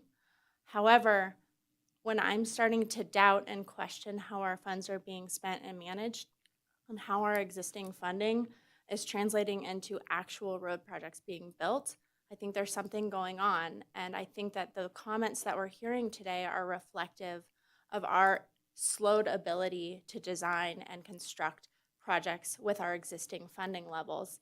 And that's not to say that any one staff person is doing anything wrong. That's to say that there are some challenges right now. And I'm struggling to make a recommendation to the Board of Supervisors for this ballot initiative when I'm not clear how we're spending our money now. I don't know how we're spending the tax dollars that we said, let's go to the voters, let's get this diesel tax, let's prove to them that we can build projects. I don't know what we're doing with that money. And so I guess one of my questions for staff is, how much diesel tax have we collected? I can see it on budget tracker online, Mayor Bagwell. I think that is fantastic. I look at that all the time. Thank you for your work on that. I can see how much has come in, but I don't recall an agenda item, and forgive me if we've seen it, Chris, where we specifically said, here's the project that we're going to do with that money. Likewise, the 2019 VNT plan of expenditure, we specifically listed out a number of projects with the little money that we had. I know that RTC has seen project updates on some of those projects periodically, but we don't do a good job of talking about how that money is spent. And me sitting here and my neighbors that I have talked to, we're not confident in staff's ability to get these projects out. It's just the perception that it's too complicated. And so I guess to your question, Mayor Bagwell, on do we agree we need more funding? My answer is resoundingly yes. We're not talking about pennies and nickels. We're talking about big dollars. That said, I think we would be delinquent in our duties as RTC if we recommended a ballot measure without also recommending a specified list of projects and a plan of expenditure that the voters can understand how we're going to spend that money. So for me, I think this action tonight is premature. I understand that folks don't want to wait 2 years to go to another ballot. I hear that. There's nothing stopping the city from doing a special election. If we are able to get our ducks in a row and if the public is on board and have a clear plan. But for me, I'm having a hard time recommending a ballot measure. I love that information, Chris, that you provided on prioritizing local roads. If we are talking $6 to $7 million, that's not going to go to all the roads. It will take many years to get to all the roads. So how do we understand how we will work through the roads, and how do we give assurances to our neighbors that we can do that? I would love to work through that. I love your idea of a public meeting. You also talked about before and after scenarios. I think it would be really helpful for all of us to see sort of, if we say 6 to 7 million or whatever that number is, and we enact, maybe you come up with 2 or 3 different scenarios and bring those back. That would give us something tangible to understand so that we as RTC, through our delegated authority, can make a more informed recommendation to the board. That said, I appreciate the time. I may have other comments. Mr. Novak. Okay, let's see if I can collect my thoughts coherently here. I think we all agree that there is a shortage and we need to do something about it. I have no problem with that. And I think it's also clear that there's no single pot of money. I know it's coming up at St. Patrick's Day. There's no pot of gold anyplace. I liked her shirt. So I think we need to look at all options. And given overall timelines, I have no problem endorsing going ahead with 1 or 2 ballot questions because there is a cycle. And this is going to be a very busy election year. So I'm sure people will be voting this year. So we would like to hear what everybody says. We mentioned a little bit about GIDs, and it's not quite what we're focusing on today, but we do have neighborhood improvement districts right now that we're put in downtown Carson City and South Carson Street. And that's money that's collected and dedicated to take care of those projects. And there'll probably be one on William Street as well. So there is a little bit. But one of the things that I remember in the GID discussion was not everybody pays property tax now. And if you structure your GID correctly, state of Nevada winds up paying, and other folks that are kind of off the hook right now. So I know that there's this general, we don't want any more taxes. Well, if everybody pays a little bit, maybe you do get more in the pot. So that's something, for a future discussion. And I don't want to wait for the next legislative session. The past session, a lot of discussion. There was that revenue study that Chris was on, and they spent several $1 million in god-awful number of meetings, and nothing changed. right? So, you know, I agree with if there's a way to get that targeted parcel tax through on a statewide basis, definitely pursue that. But in the meantime, the roads are falling apart, so what can we do with it? And I think the city and the staff has been very efficient doing what they can. I don't think the capacity of the city to deliver more projects, you know, I guess we have time to gear up for that if we were to get some additional funding in. City staff can only do so much. I mean, they're set up to do pothole patching and crack sealing, but no real paving jobs. So at this point, yes, I'm definitely in favor of things, and we still have a lot of time to get some additional facts and background for everybody else to consider. But I think I'd like to move forward today as quick as we can. Chris has a meeting coming up on the 23rd. There's a master plan update that's underway as well. You know, there's some transportation impacts in there as well. So I'd say, yeah, let's move ahead. I'm glad everybody's here is interested. And, you know, come election day, I get one vote, just like you guys, right? So we'll see how it actually turns out. Thanks. Well, and I think that's the most important part. I think along with the discussion, I think that's what the majority of even the Board of Supervisors said. It's up to the people. They'll get a ballot measure and they can decide. So I just don't kicking the can down the road again, which is what you're all complaining about. You haven't done anything. You haven't done anything. So now we want to do something and you still want to kick us down the, kick us in the can. It's a process. And so let's talk about Lucia's idea. She's indicating I don't have enough information. Lucia, you've served on RTC. We have a process in place that looks at the PCI for every road, right? So we have a process. We look at the amount of money that we have available to us, and then we tell staff what projects are coming forward for the next year. We have that in place.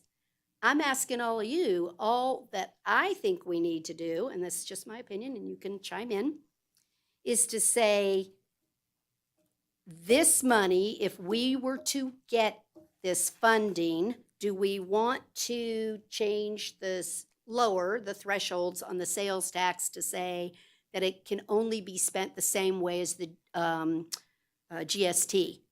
So I'm just throwing that out as an idea because, again, I want to focus it on the roads, not air quality, not all those other things, right? We're here to fix the roads. It's that simple. So we would recommend to the Board of Supervisors to keep the scope small and do it for roads. We already have the process in place.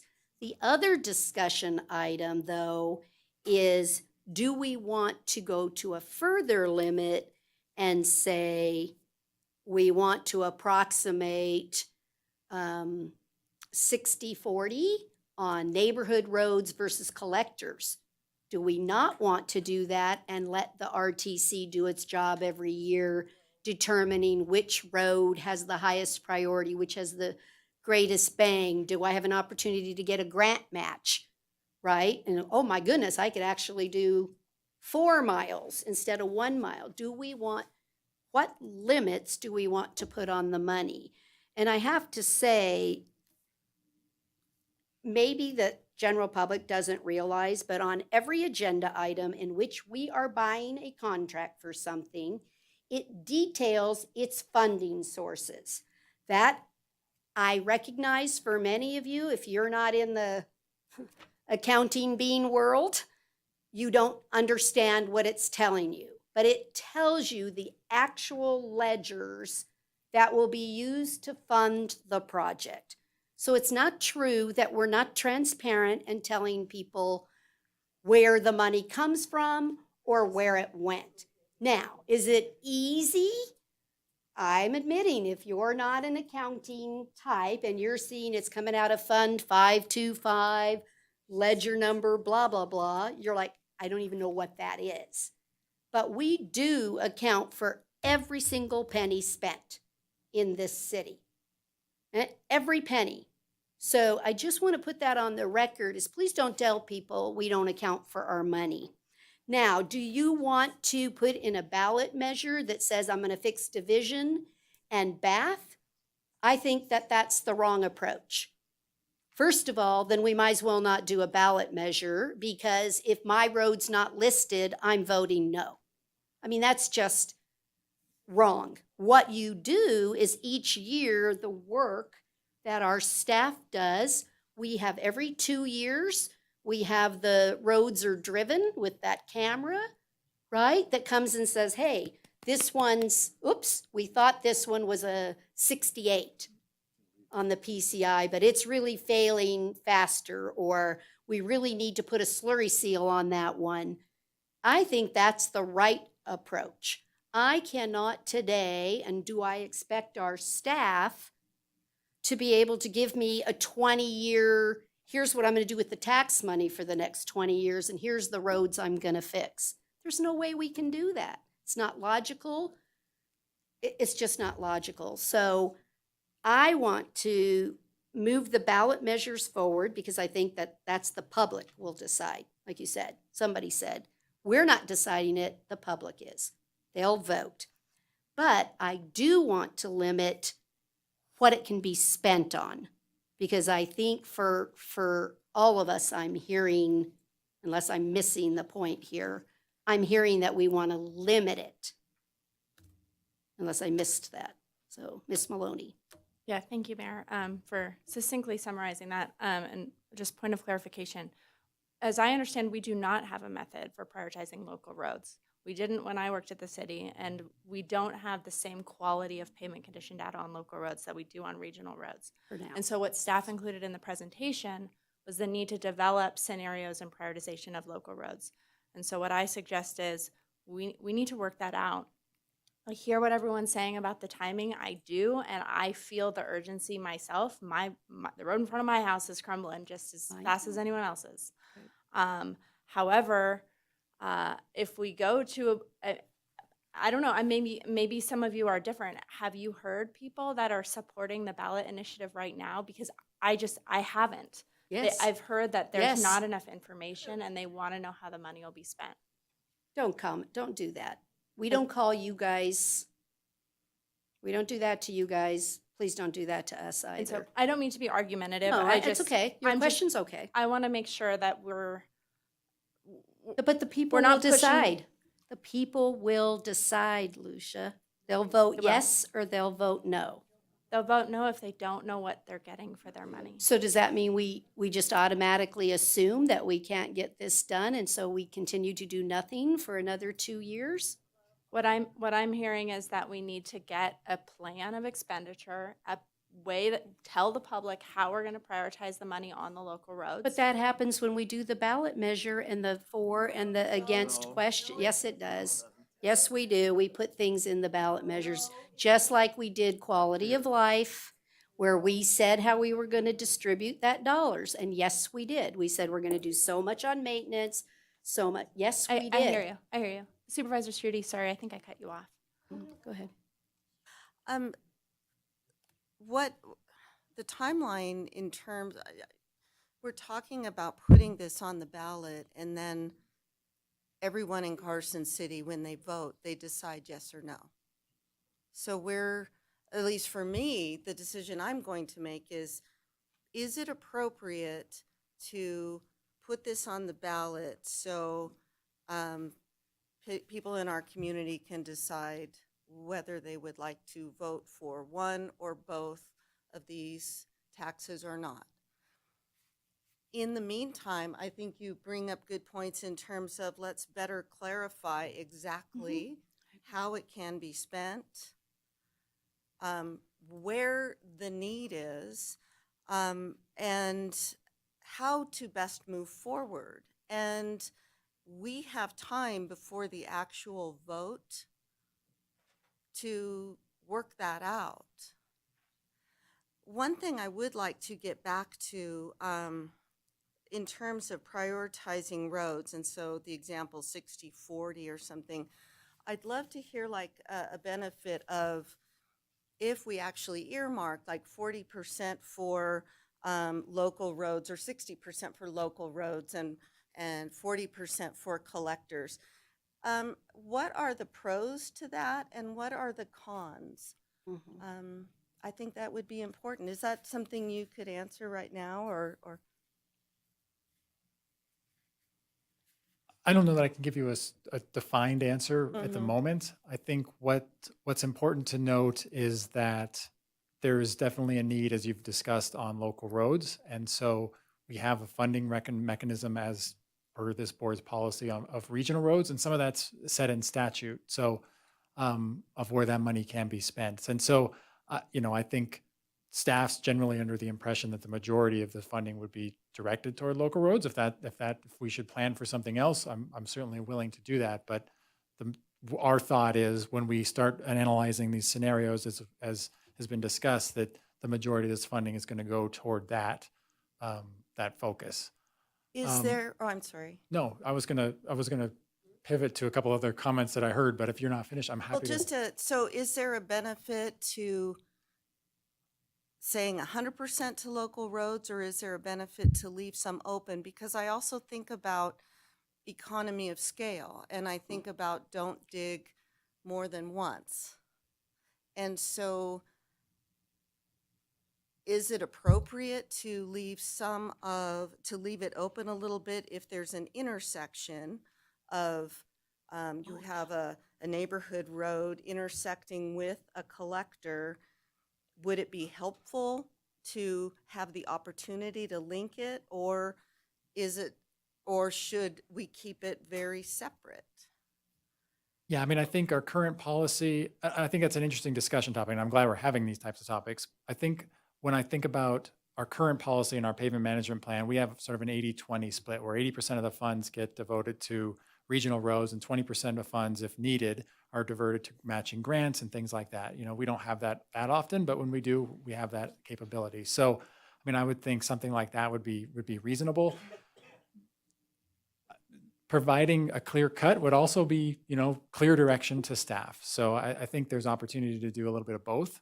And it would take away some of that, ambiguity that maybe we have in terms of delivering a project and some of the process we get stuck into in terms of, well, we have this 80-20 split, or we have this 60-40 split, or whatever. How do we make this work? Or what if we're $5 over? What if we're $5 under?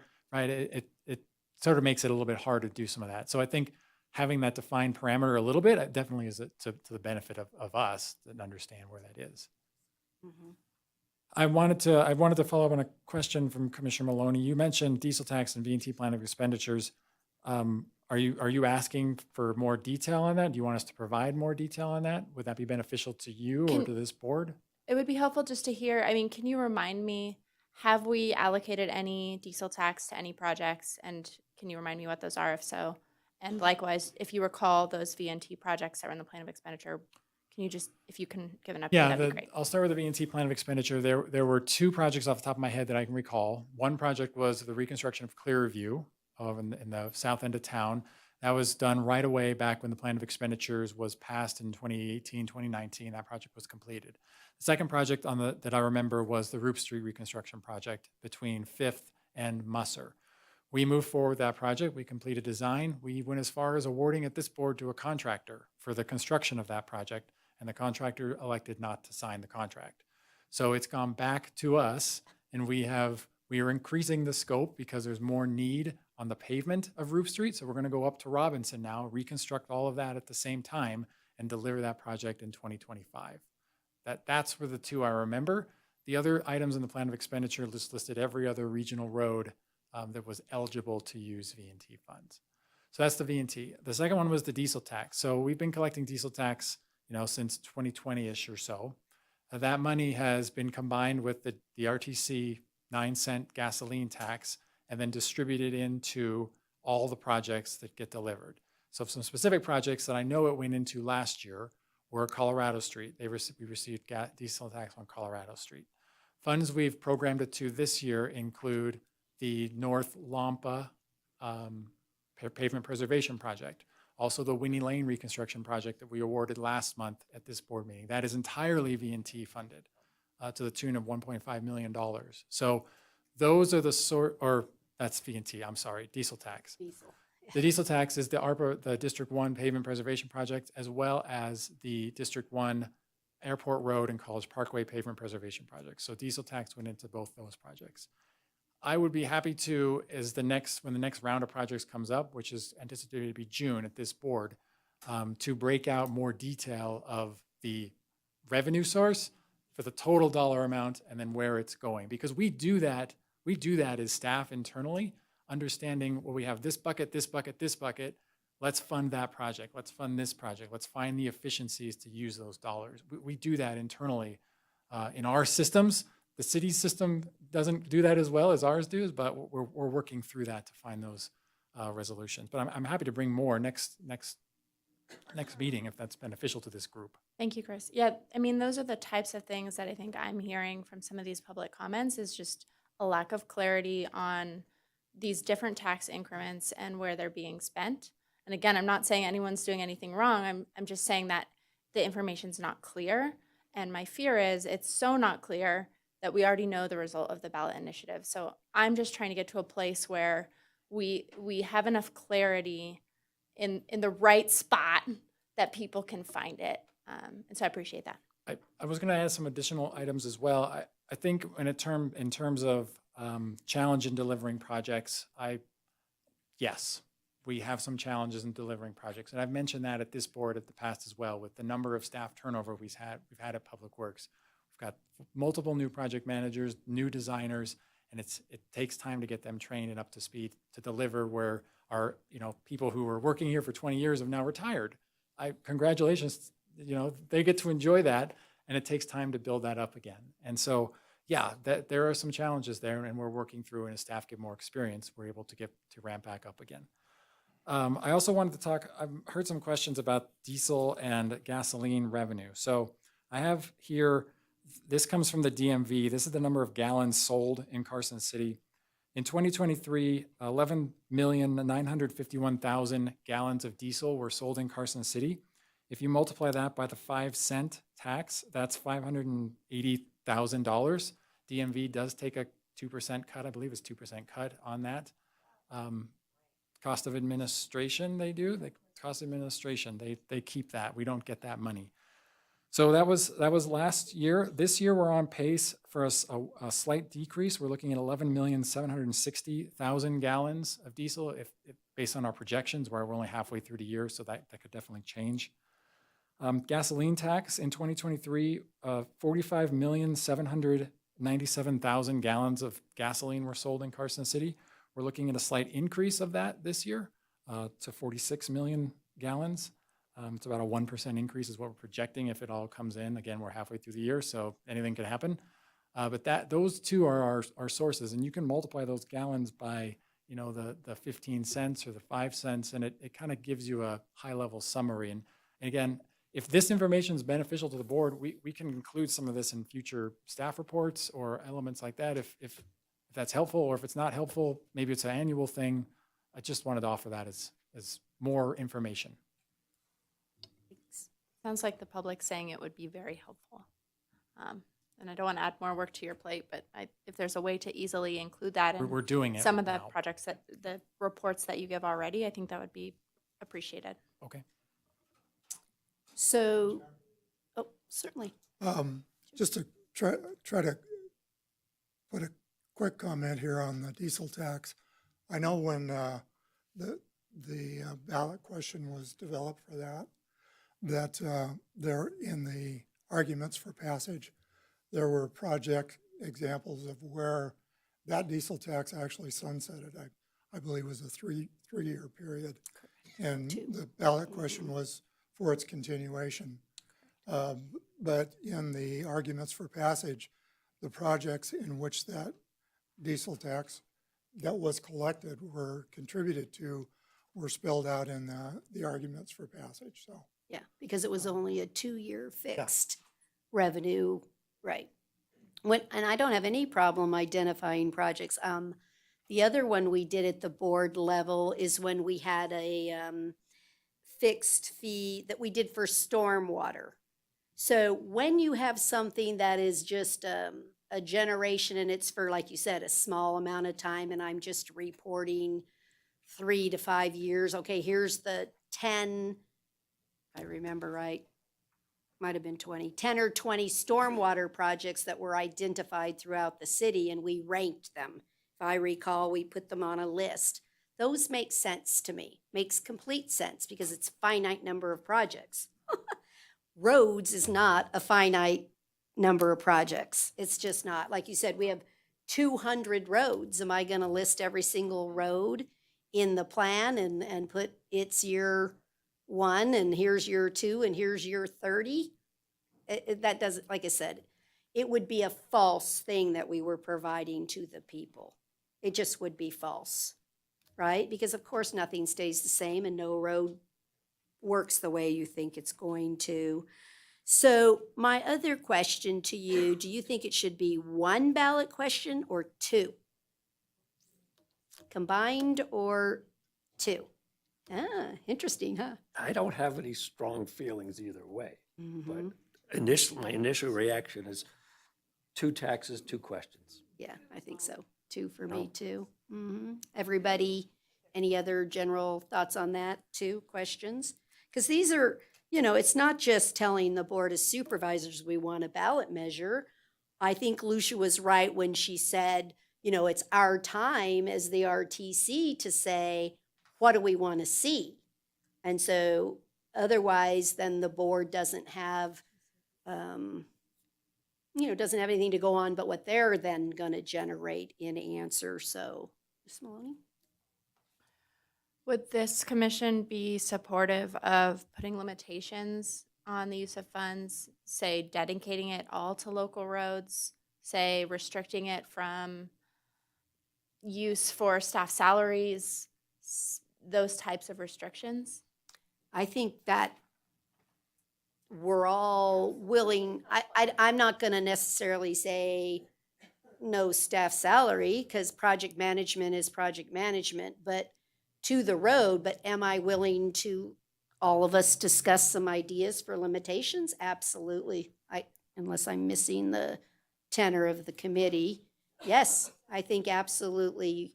Okay. I think I saw one on them, and if you could take back the sales tax and the government services, if you could put that back on I the cannot. screen. My computer is dead. I apologize. Uh-oh.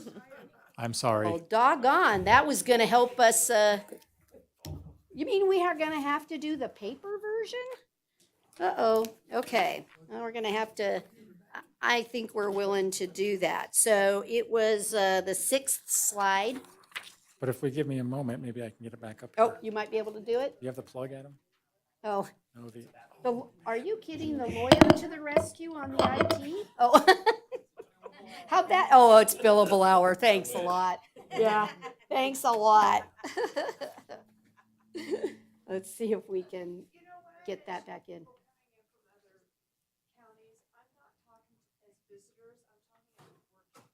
I understood your comment. I understood. I did. So I did address that. I told you that the Nevada legislature had taken up a bill that was interested in doing that because Washoe County thought the very same thing that you did, that the traffic was from everyone else driving into Reno and ruining their roads, and they wanted us to pay them. So I did address that, and that bill went nowhere because Carson City would have been on the wrong end of that particular stick.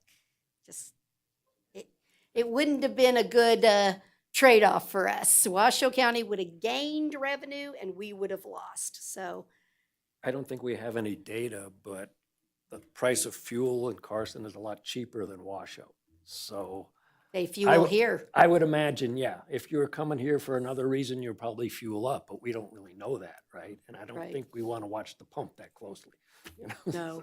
No, but that was really the discussion, that there are local governments just like us that think their taxpayers are getting ripped off. I'm just telling you, it's an equal opportunity across the jurisdictional lines. Because we're all struggling with the same issue, right? Everybody, we're all struggling with that issue. So this is good. Can comment on something? Sure. So in terms of the role of the special purpose tax, Currently, it says, upon approval by the voters, if it's approved, for purposes of public transit, construction, maintenance, and repair of public roads, or improvement of air quality, or for any combination of these purposes. I think the maintenance and repair of public roads, with the understanding that it is frequently city staff doing the maintenance, you know, that is the potholes, that, and so there would have to be revenue or monies provided to pay for that maintenance. But I am super comfortable with strictly maintenance and repair of public roads. You have that up on the screen, so good. Oops. It's slide 6. Thank you. So what Lisa's trying to throw out there as an idea is that we would recommend to the Board of Supervisors that we enact a sales tax upon the voters for the purpose of construction, maintenance, and repair of public roads. And that would be our recommendation, that we strike the remainder of the authority in 377. Yeah, no, I agree, and I think we have to follow what's in state law. Otherwise, Right. they're not going to get the ballot question out there. So definitely focus on public roads. So everybody, you like that restriction is to knock out the public transit, the air quality, and obviously any combination. So we would just say construction, maintenance, and repair of public roads. Good? Okay. Just a point of clarification. One thing at a time. I'm getting So- down one thing at a time. So Yeah, sorry. Yeah, that's okay. One thing at a time. We're going to do the first things first is the limit to the money itself, and then we'll talk about distribution within. One of the great things that staff has been doing is working on these local road safety plans and different energy transition, whatever it was called, and that's all great. And Chris has reported in past meetings that that gives us potentially access to matching federal and state dollars for our local roads, which until those plans are finished, we don't have access to those pots. Great. Some of those pots, whether everyone agrees or not, include these air quality transportation dollars. And where those become relevant to Carson City are when we're all getting frustrated sitting at the traffic signals. So those stops at traffic signals and any traffic signal improvements, those are what the transportation guys mean when they say air quality. So just so for everyone's knowledge, that's what that clause means. It doesn't mean we're all out there collecting CO2 or something. It's making travel more efficient so we're not waiting as long as at the lights. So that's what that's for. I like where we're headed with this, Supervisor Schutte. I appreciate the suggestion. I would add construction of a public road includes everything. So traffic signals or whatever, we're not Is just. part of the construction of a Yes, absolutely. We're road. not just talking pavement only here. So we do what needs to be done. And I do think when people throw around the term local roads, our local road safety plan, some of you may have heard this, what we're actually looking at includes US 50 and US 395. And we had some testimony earlier today about some nasty tragedy accidents. Well, we might have to put up some matching money for those projects as well. I don't know if it would come out of these new taxes, but just be aware that we do have to fund that as well. We'll get as much money as we can through the NDOT safety program, but we don't want to limit ourselves too much. So that's the other, so we're going to start off with the part of it's for construction, maintenance, and repair of public roads. And then from there, do we want to, what do I want to say, distribute, limit further? So I don't want to do 100% for neighborhood roads because I do want to leave some money for the emergency situation that we heard earlier this evening, right? I want all of us in this community when a tragedy or something happens that, that you have a little pot of money that you could deal with that we don't have to, that we just don't deal with it because there's no money. So, but I do want the bulk of this money. And so I'm not sure how we craft that. And and kind of earlier, it's like, do we want to leave 30% for rapid beacons and those emergency things, 20%? I'm asking what you all, versus 100% of it is going on the asphalt, you know. What do you all think? What do you think? I think that this tax, if we are asking people to pay a higher tax for roads, I think it really needs to focus on that, with the understanding for emergency, the lights and things, that comes out of another fund. If we're going to ask to fix our roads, we need to fix our roads. I'm willing, like I said. But which roads? I guess I didn't get it clear enough. Oh. Do we want it to be for any road and we leave it that broad? Or did we want to force some to the neighborhood? I call it neighborhood, non-collectors, non-arterials. Maybe I'll say it that way. But I think we just let it fall through each year where we're doing the job of RTC and we in general say 64, kind of like our road split is, right? So what are we, 70-30? Something like that? What's your general thoughts? My general thoughts are our local roads really, i.e. our Neighborhood. residential roads, Mhm. really need help, and they don't have access to the Any federal other grant money. money. Mhm. And so I think this is an opportunity to better address those roads. It does not solve all the road problems, but it helps highlight and address roads that currently we don't have funding for. And I'm even willing, I don't even mind if we take these dollars from the ballot measures and put them in their own fund, because somehow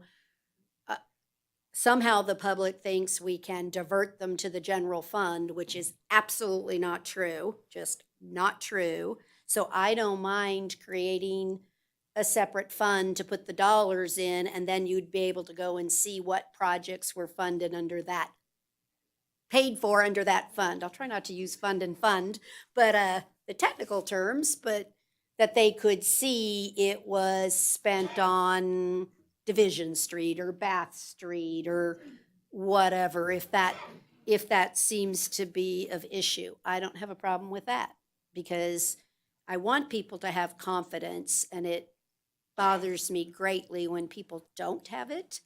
And maybe because I am the bean counter kind of person, I do know what I'm looking at, and you can ask staff in the back, I am a pain in their backside, because I gotta look for every penny, and I'm on every line item, and I have a ruler, and I'm looking through every ledger looking for things. And so that's why I said, I promise you we account for every penny. Anybody that's actually worked in governmental accounting, I see a controller that was there, every penny's account. It has to be. You can't write a check, right? It gets coded. Is it easy to see? And actually, I do want to welcome people. Sherry, our finance manager and stuff, has done a super job. We have worked extremely hard to have our checkbook online. You can see every revenue. You can see every check written. Please look at it. It's out there. Again, if you're maybe not an accounting type, I'm not going to say it's beautiful, but it would look just like your checkbook, right? Here was a deposit on said date, and it was gas tax. Or it would say I wrote a check to such and such a plumbing or such and such a contractor that worked. Anyway, you might not be able to, actually, she's done a really good job getting rid of fund numbers, getting rid of ledgers, and writing the words in there.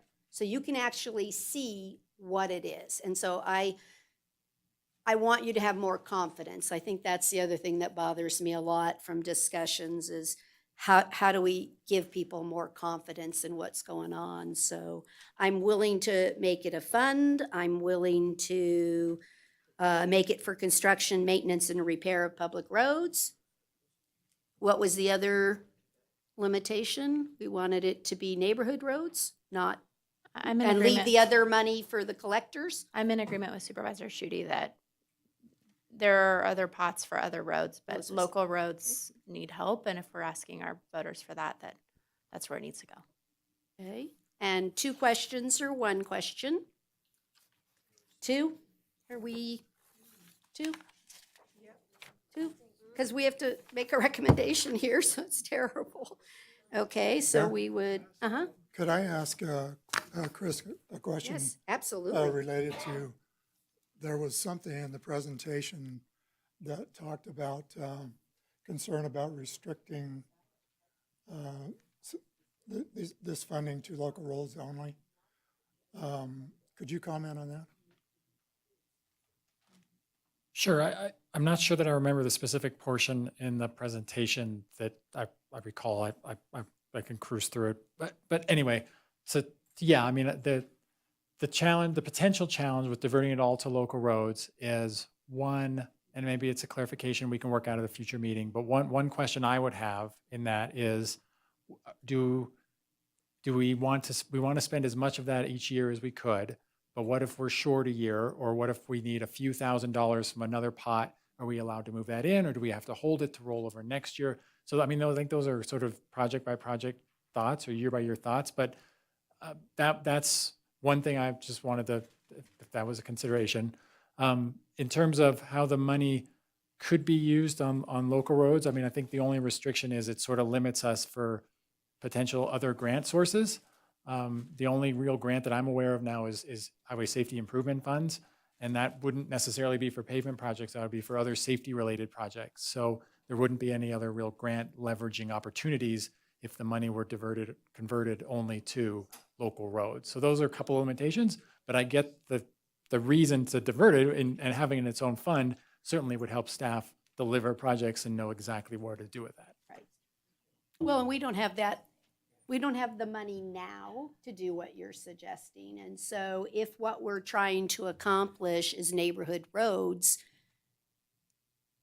it wasn't to get other things. I do understand having one side saying I want the most flexible so that I can do the most with the money and maybe get grants, while on the other side, then I still probably would never pick a neighborhood road because I'm going to have a higher, I'm not going to get there unless I force in the dedicated funding for the neighborhood roads.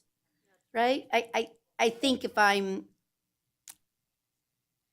the accountant in me wants the broad answer, but the reality is I don't believe we'll get to neighborhood roads if I don't force it into its own fund to do neighborhood roads. And so I'm thinking that's where I'm going, but I'm Chris, I willing don't to want listen. to, confine you any more than we need to. I think we want to keep it as broad as possible for the neighborhood streets, since that's what we're pushing here.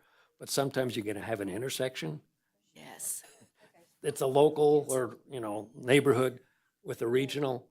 And what I'm hearing, if we just keep it on local, you're going to stop the project before you get to the intersection. And if that's the way it is, that's the way it is. That's the way it is. Well, but we'd use our Other money to yeah. existing gas tax that we currently use on arterials. That's where Right. we as RTC should be doing our job every year, and so does the staff, to say, so like the project we're getting ready to do on Root Street, right? So while I'm going to use my existing fund, my RTC fund, to do Root Street, I can turn around and say, okay, do I want to get to Pratt? Do I want to get, right? And that's when I'll use this fund and marry those. I think that is our job, to be as efficient and effective with bringing out the contractor, right? If he's going to, so what do we call mobilization costs, right? You want to be smart and marry your projects. I totally appreciate that, and we can definitely craft something like that. I think we would need to work a little bit more, either as a board or individually with the finance department, in terms of when it comes to paying those bills for that project. Right. It's a tremendous amount of effort on staff to try to break out bid items across the multiple funds, and then pay those on multiple funds, and then track the invoicing on multiple. So I think we can probably work out that. I definitely support and I like the idea where this is going. I just want to be cognizant of the administration side. Contractors doing multiple bids across the same item is going to cost us more. So how do we actually pay the bills? We'll probably need some clarification. No, I understand. That being part of me, I get what you mean. It's like, oh, that's not quite as easy because the whole project's $1 million. So how do you know how much to give to the, and we can decide whether it's going to be based on the mileage.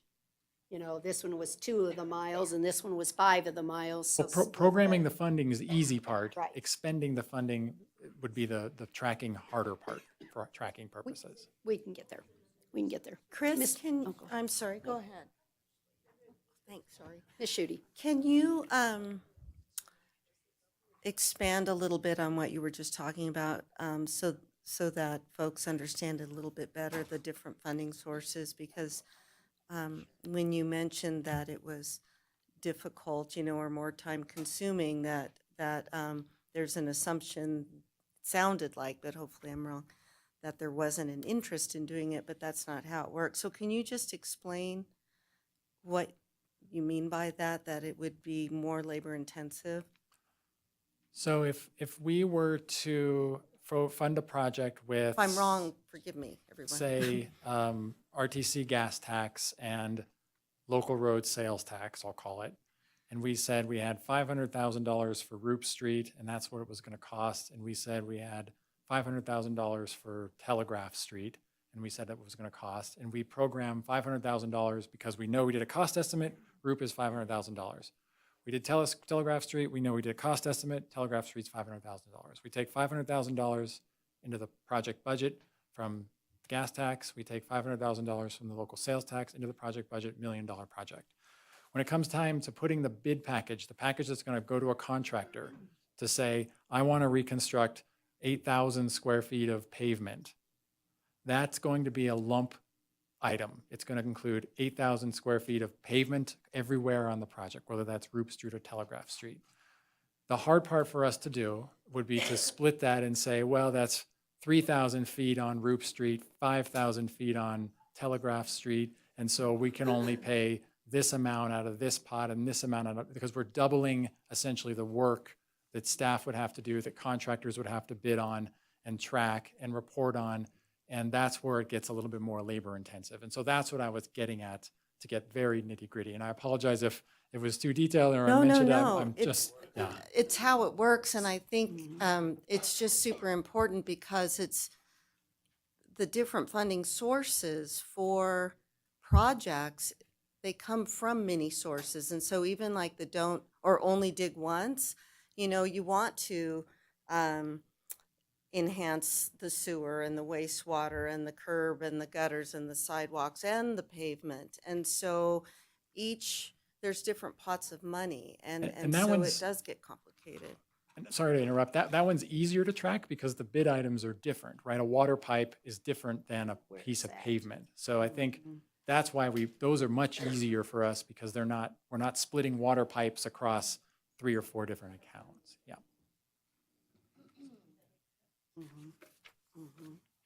It seems that if this fund is more restrictive on use, and we took that NRS language and we stripped some out, that other eligible road funds could be potentially transferred in. I mean, staff would have to confirm that to fund those projects. But that's, I just had one more clarifying question because I feel like I'm almost there. Maybe it's a question for Chris. Developing a prioritization process and scenarios, looking at the timeline that was on that slide, whatever slide that was. It's eluding me. Looking at the timeline of the July date to the clerk's office for the final ballot language, do you feel like staff will be able to, I mean, is that enough time for staff to get clarification on how these funds will be spent?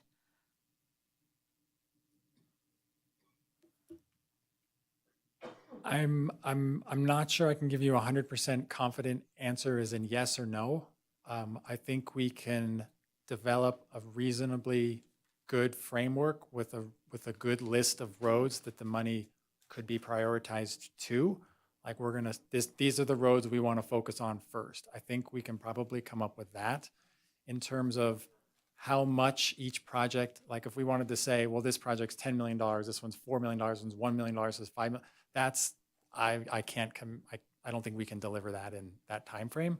But a long list of potential roads that we could prioritize first over other roads, I think we could probably do that, yes. And clarification on how we might prioritize local roads where we don't have traffic volumes or where we may not have as much pavement condition data.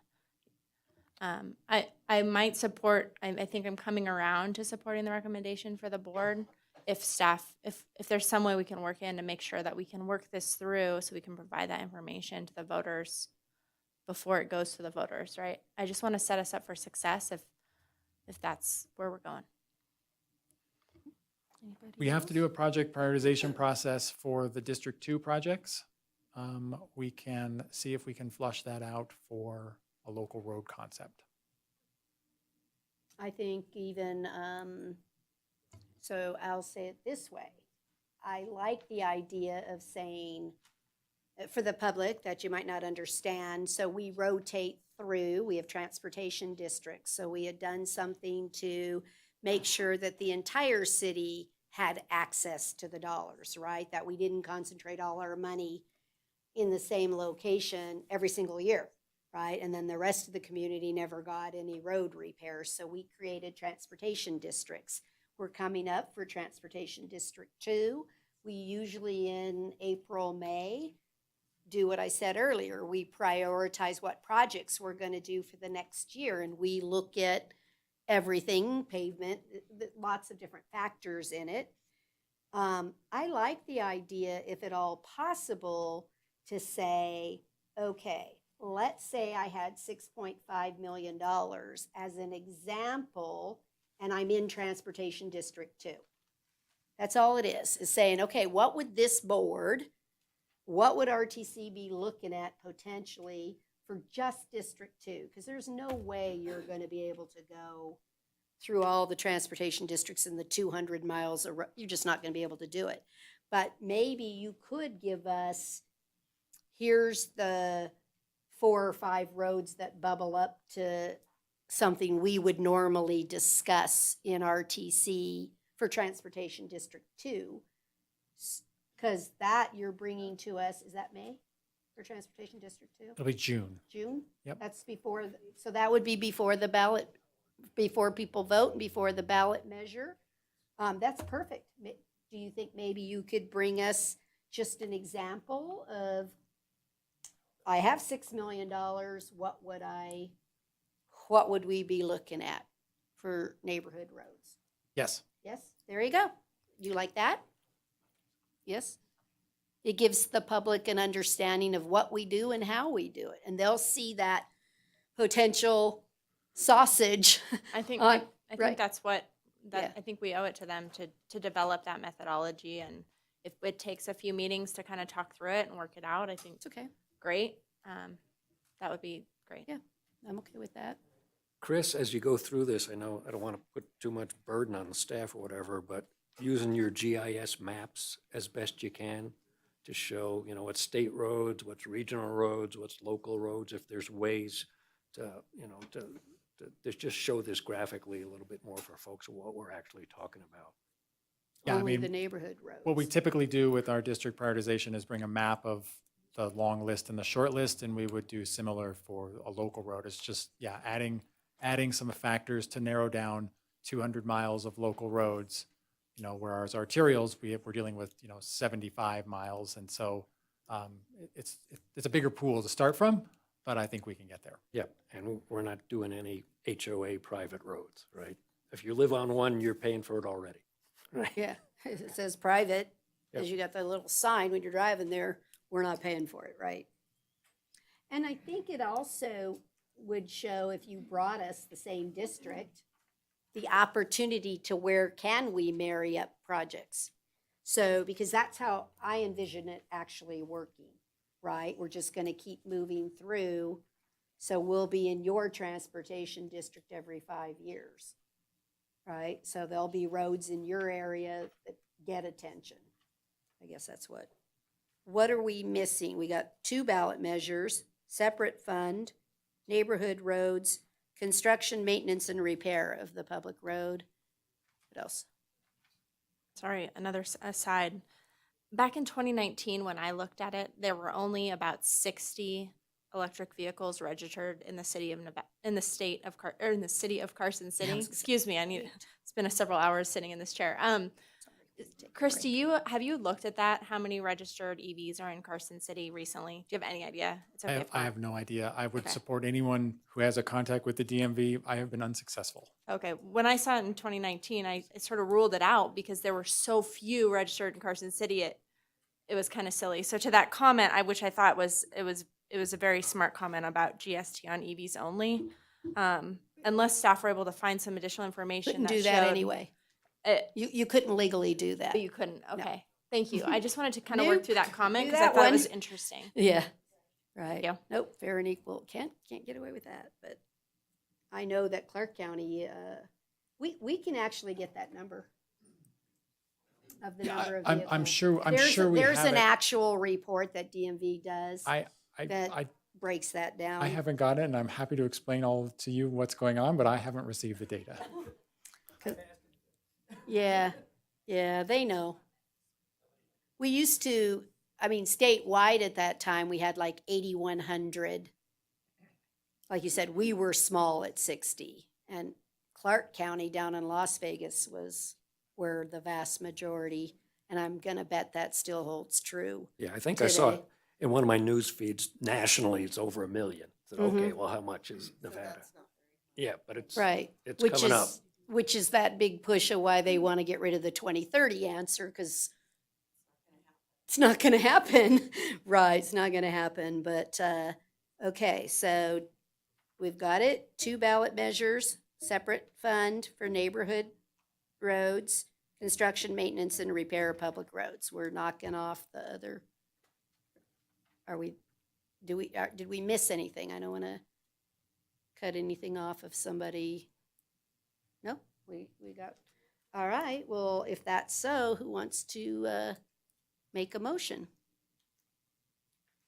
You want me to do it? Somehow I knew that was coming. I did write it all down as we were going, just for that reason, right?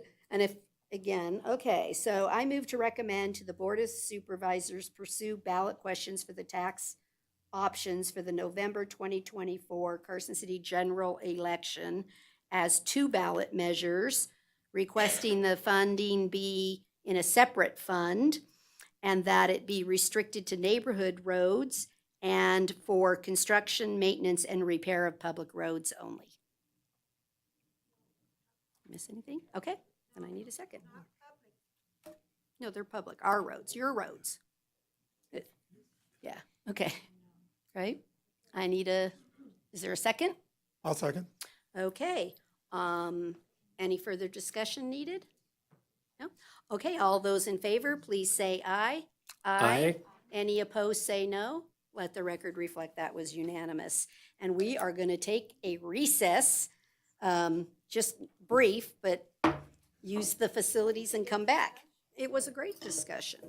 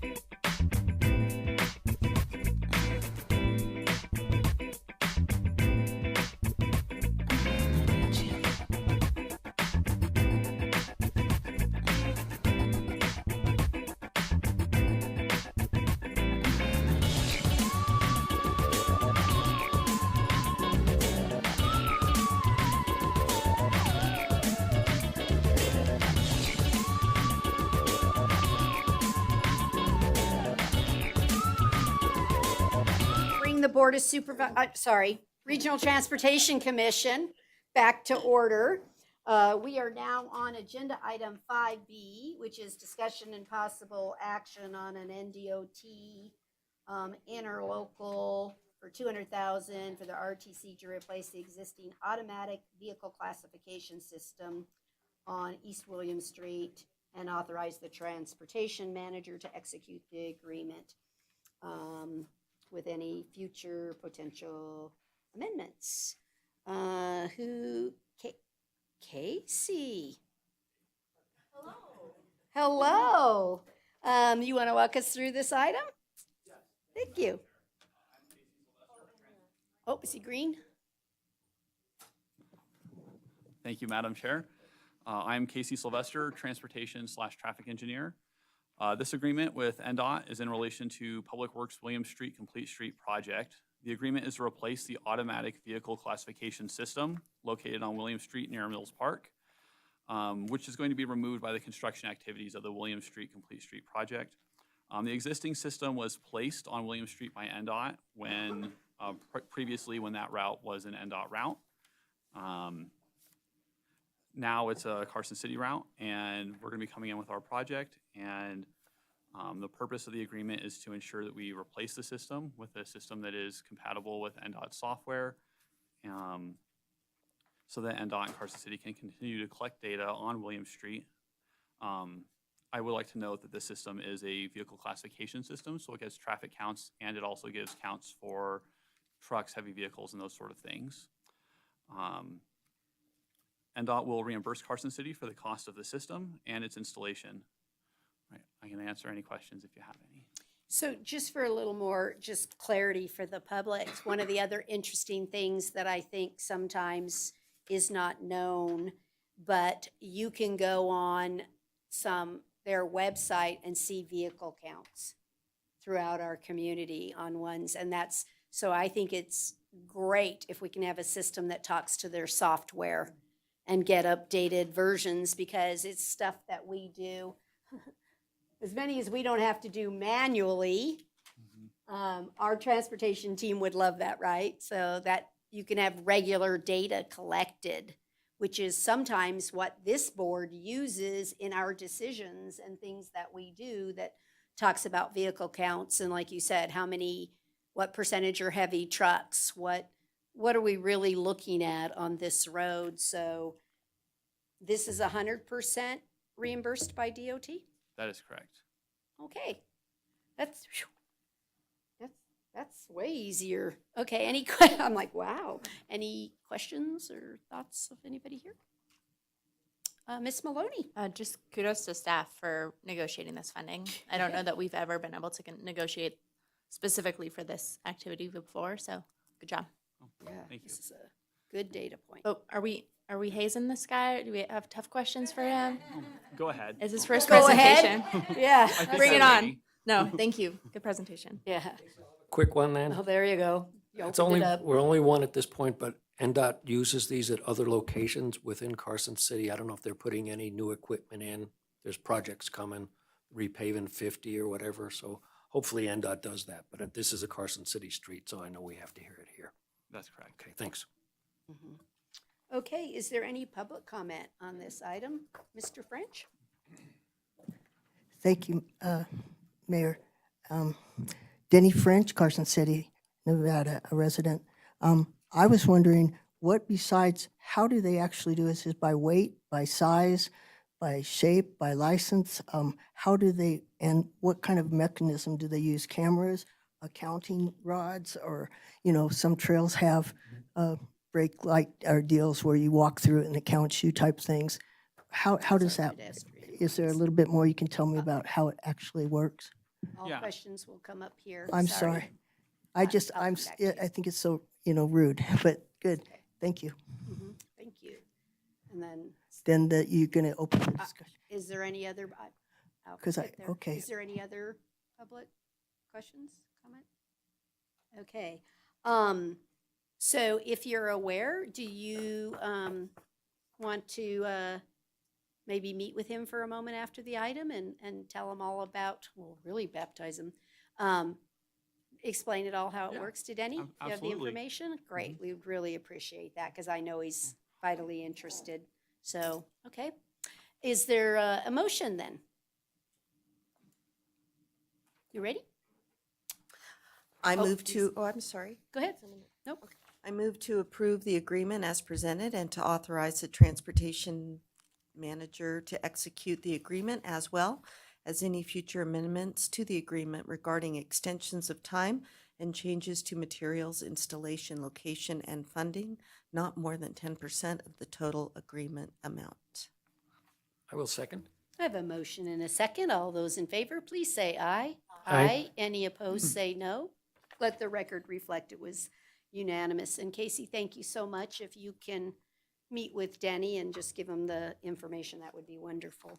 I sure will. Okay, we're now on to agenda item 5C.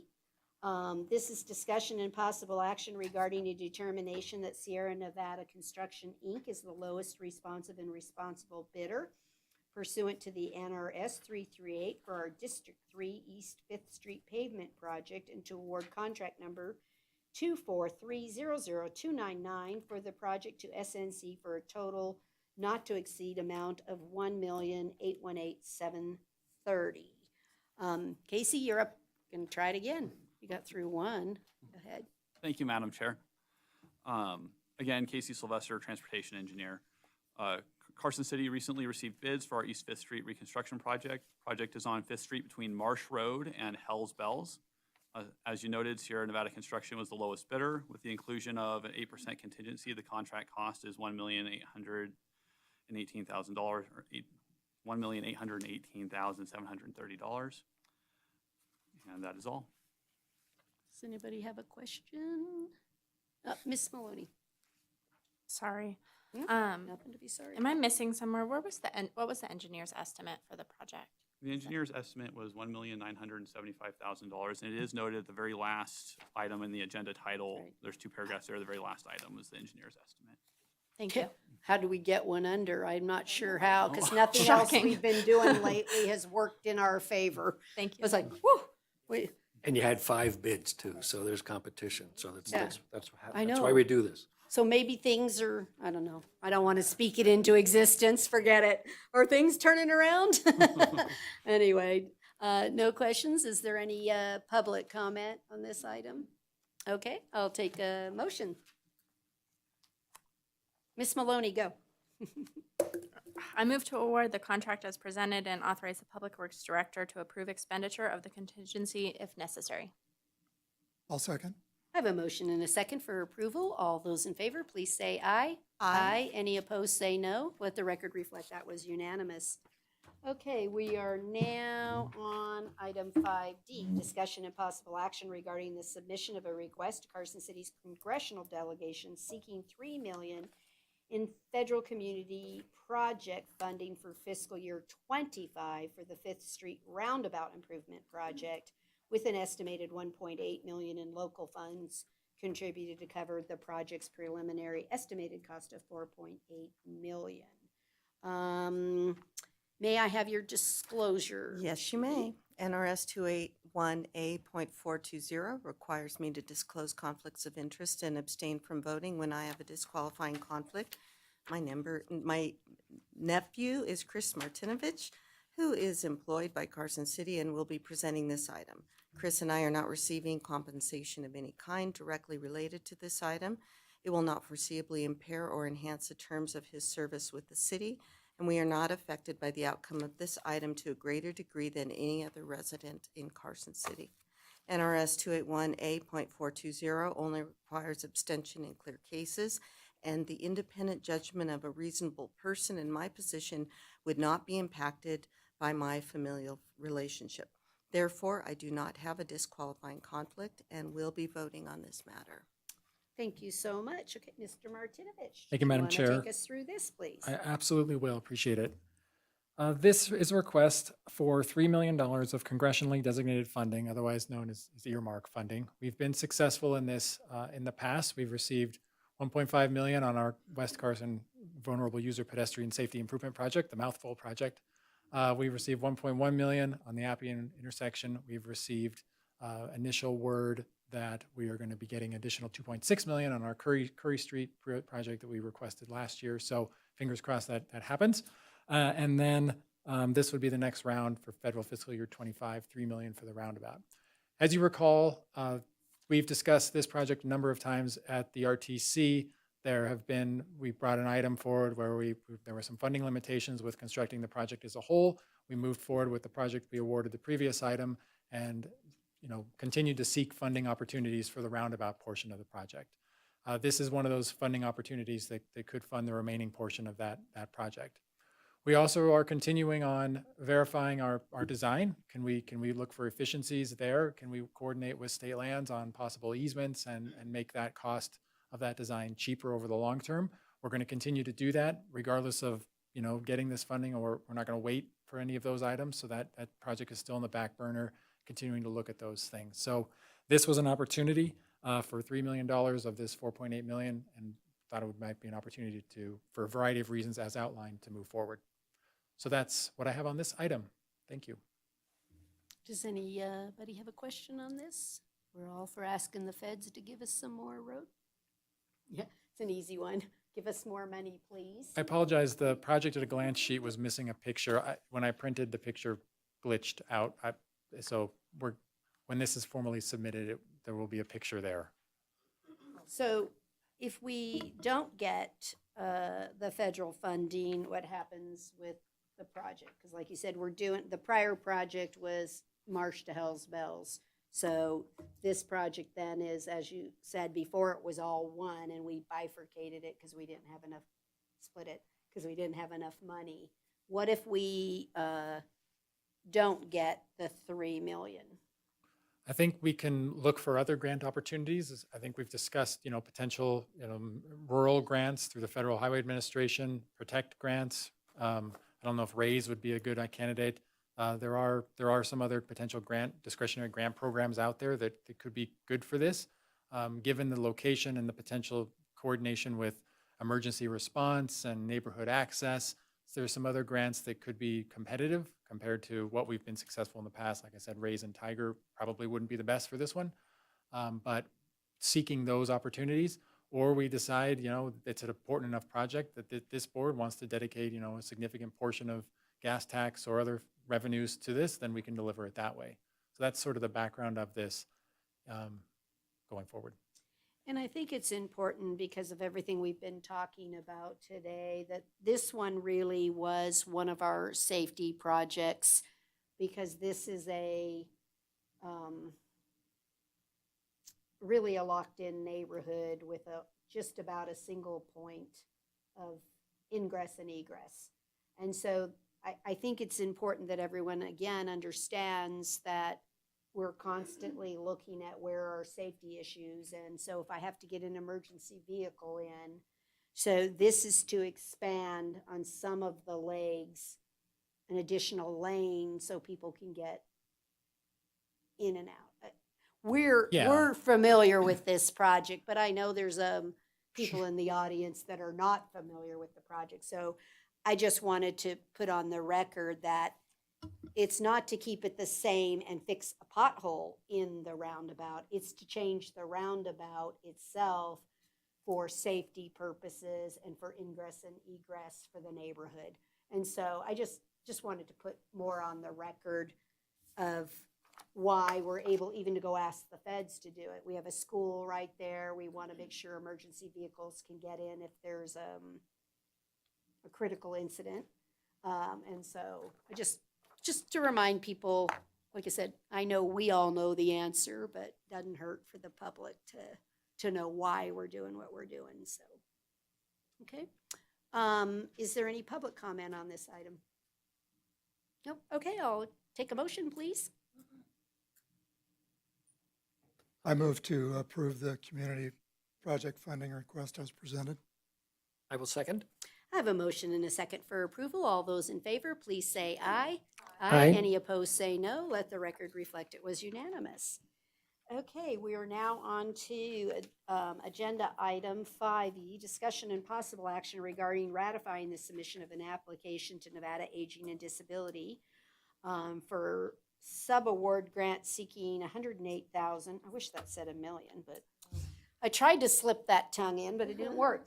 108,000 for fiscal year 25 and subject to a $16,200 local match to support Jump Around Carson City Senior Bus Program. Dan, take it away. Thank you. Thank you, Madam Chair. So tonight, I would like to go over the possible ratification of an ADSD grant submitted on March 8th of 2024. This ADSD grant will help support the Jack Senior Bus Program, in which 60 seniors 60 years of age and older would be eligible for free unlimited ride passes. In fiscal year 2023, a total of 388 passes were distributed, and for fiscal year 2024, there have been 430 passes issued thus far. We are forecasting 450 passes to be issued in FY 2025. If this grant were not to be approved, seniors would need to pay 75 cents for one-way ride passes or purchase a monthly pass for $20. This grant also serves as a local matching fund for FTA grants used to operate Jack Transit. The total grant amount is for, as stated before, $108,000, and the grant needs a local match of $16,200. This money would come from the Transit Fund State Grants account and draw from various transit funding accounts to match that 20, 80, and the 80-20 match to match at 20%. The $108,000 total amount is based on a 12-month period of sales for 450 one-month bus pass purchases. We are seeking authorization for our transportation manager to execute the grant agreement, which was submitted March 8th of 2024. This ADSD grant is vital in supporting our senior bus program, along with operations of the Jack Transit program itself. And with that, that's all I have. If there are any questions? Does any member have a question? So just a comment or a thought? Yes, go ahead. I just love the idea that it can serve as a local match, whereas I think that's fantastic. So I'm all for it. Well, and again, so this provides $240 a year in service for our seniors.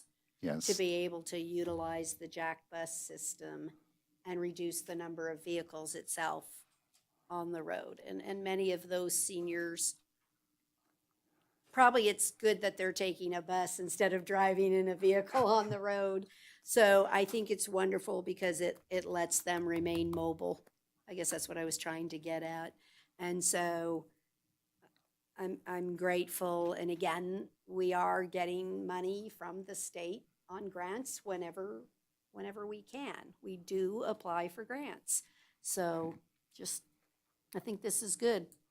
Do you know, and I didn't ask in advance, I apologize, do we have any, do we have to turn seniors away that we can't give them a pass? You know, like at the senior center, Meals on Wheels, right? We do have a little bit of waiting lists. No waiting lists here? We're doing No. good? We don't turn anyone away, and that we use the data. If we get more than 450, next time we're going to ask for more than 450. They can give us more money at AG. Well, I don't know if they can give us more money, Oh, but we'll we will ask for more. Okay, we'll ask for it. Okay, well, thank you so much. Okay.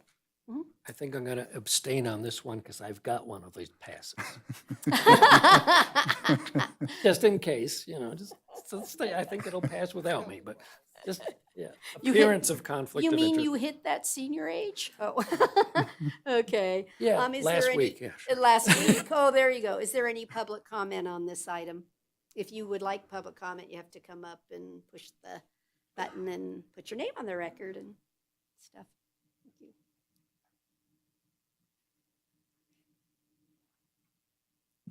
Madeline Robinson, Carson City. I live out on August Drive, and so far, the bus doesn't come that far. Is that true? We have Yes. fixed routes for our bus system. So there is certain routes for the Correct. buses. That's correct. We have bus routes, and we look at that every year to determine, but we have fixed bus routes. That's coming out. Where's Say the that 3 times. farthest that you go bus route? And Airport Road, Yes. you go there. We do go to Airport Road, yes. We did propose plans to the Board of Supervisors to restructure the current routing system, and that is still in the works. I know Chris and I have discussed a few plans in the future, but right now, you're either going to be catching a bus on a fixed route bus or a paratransit bus. thank you. Thank you. Thank you. Okay. Is there any other? Nope. Okay, I'll take a motion, please. We're getting to the end. Everybody's tired. I move to ratify submission of the grant application and to authorize the transportation manager to execute the grant agreement and future amendments regarding extensions of time and changes of funding not to exceed 10% of the present amount. I second. I have a motion and a second for approval. All those in favor, please say aye. Aye. Any opposed, say no. Let the record reflect that was unanimous. And one abstention. Oh, one abstention. He did say that. I apologize. Okay. All right, we're now going to go to agenda item, oh my goodness, 5F. This is for discussion and possible action regarding submission of a letter of intent and traffic safety grant application to the Department of Public Safety, Office of Traffic Safety. Yeah, that's a bunch of words, huh? For $13,333, subject to a 25% local match, for $3,333 for a comprehensive safety campaign aimed at reducing fatal and serious injury crashes, and authorization for the transportation manager to accept the grant. Scott, want to give us just a little lowdown on what we're doing here? Sure thing. Thank you, Madam Chair. Scott Bohemier, Western Nevada Safe Routes School Coordinator for the record. As you said, this grant is being offered by the Office of Traffic Safety. We're looking to help broaden our safety messaging to help reduce serious and fatal crashes. Campaigns we will use this for will focus on all road users from kindergartners all the way to our senior population. It will help focus on reducing vulnerable road user crashes and behavioral changes with drivers, pedestrians, and bicyclists by increasing awareness about how important safety is, whether you're driving, walking, or rolling. For example, right now we have our campaign out with the signs that were mentioned earlier. And that's one of the big things that I'm working on with the students in the classrooms is making eye contact. Been teaching them all week last week about how important it is to make eye contact, that know that that driver stopped for you and they see you and you see them and so on. So we just look to use this to help broaden those campaigns and do more good work, helping to protect our community and all the vulnerable road users out there. And the deadline for it is, for application submittal is Friday, March 15th. And with that, I can take any questions. Okay, I'll just make a comment that at a prior board meeting, I had challenged all of the people that were reading in the classrooms to please give it a try to do education on this safety issue. And so Scott provided Supervisor Schutte and myself with those talking points and things like that. And so I want to let you know that I was in the classrooms at several of the schools, and each and every one of them, I did a little teaching with the eye contact, because kids are super excited to ask you a question. You know, hey, Mayor, hey, Mayor, hey, Mayor. But I did the look piece because I really wanted to drive home to them how effective it is if you look the driver in the eye, right? So I didn't Absolutely. call on anybody that didn't look me in the eye. It was through the whole class session, I looked at them and then drove home the point of how to cross a crosswalk. And so I just wanted to thank you for sending those in, and then how effective it really is and how easy those children will learn if you can find something fun. Or, I'd like, you want to get this book? How do you cross a crosswalk? Anyway, it was I just want to say thank you for the talking points, and that I think what you're doing in the schools that fits also with what was earlier discussed, right? Anything we can do to get kids to do it automatically. And it does mean you have to start when they're in kindergarten. So I was doing kindergartners, first graders, and second graders. Yeah. They were so fun. But thank you for the talking points, and I think that this is imperative. If safety anywhere that you can teach it is a good idea. Yeah, and thank you for doing that. Yeah, it's Appreciate it. fun. Thank Did you do it too, Lisa? I thought so. Yeah, it was really good. But does anyone else, you can comment? I was just going to say, I remember stop, look, and listen. Oh, As a and kiddo, listen. Stop, Mhm. look, and listen. And, Yep. Yeah, we still teach that, so. Well, and the other takeaway that the kids were really good at, no cell phones. Mhm. Put them away when you are crossing the street. Yes. You One of the know. big ones we talk about, and actually tablets as well, believe it Yeah, or not. I didn't even, tablets, they're actually, They walk down the street watching shows on their tablets. Oh. Um, well, I did, I caught one the other day. I did on not my do way. that one when I was, Yeah. I did do the cell phone and the look you in the eye. Now I got to go back Now and you say get I need a refresher, no tablets either. Tablets. Okay, so is there anybody else? This one's okay. Any public comment on this item? Denny? Denny French, Carson City, Nevada. Thank you. Thank you. I could do that, maybe? Okay. My thing is that stop, look, and listen is great. Tinted glass is a problem. No, no. I'm just suggesting that maybe we find a way to reach somebody on the legislative side, if that's how it has to go, on the tinted glass. And then also, some of these vehicles are so darn quiet. There are electric vehicles that are not required to have a sound to them. I have had several sneak up on me, but I was still on the curb and the sidewalk. I haven't had really close calls. But also the height of a vehicle, especially with the children, making that eye contact is a little bit more challenging. Maybe having mom send you with an orange flag or something that you can wave as you cross the street. I wear a little vest. It just reminds me to be more conscious. They don't want to see me. They're not going to see me no matter what I'm wearing. And a lot of people are distracted by their cell phones or by their car radio or whatever. So I would just like to put those out there as something that you might have to tell a child. You may not be able to make eye contact. And if you can't, just don't go cross. Right. And so Wait. don't look to get that in some cases. And I just really appreciate this coming around, because we all need a refresher course. And I've had to drive more than I ever have in the last 2 years. And I had to redo my thinking from a pedestrian to a rider to a driver. And so, thank you. Thank you. Thank you. Thank you. Okay, anybody else? All right, I'll accept a motion. I will. I move to approve the submission of the letter of intent and the grant application, and to authorize the transportation manager to accept the grant if awarded. Was that nod your second, Lucia? Who's doing that? I'll second. Okay, I have a motion and a second. All those in favor, please say aye. Aye. Aye. Any opposed, say no. Let the record reflect that was unanimous. We're now on, we're rounding the corner here, you guys.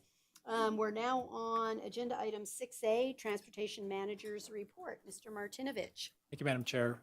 I wanted to start off and just say I appreciate the conversation we had earlier in this meeting. I don't know what I don't know, and I appreciate the thoughts and the comments and the background and helping us as staff, all of us, to find the right path forward. So I appreciate that.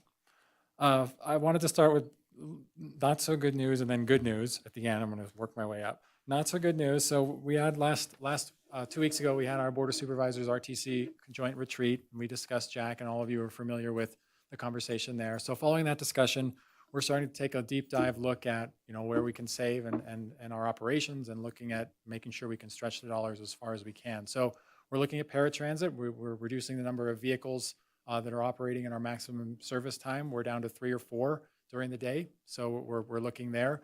Wanted to give that heads up in case there are some calls about, I can't get a ride when I used to get a ride. Well, you may not be able to get a ride when you used to get a ride. So we're looking at reducing some of the vehicles.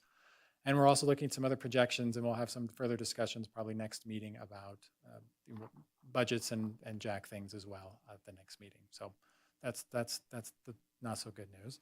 The medium news is James Jacklett and his crews, the signal technician crews, have finished installing the battery backup systems on all of the traffic signals in Douglas and Lyon County.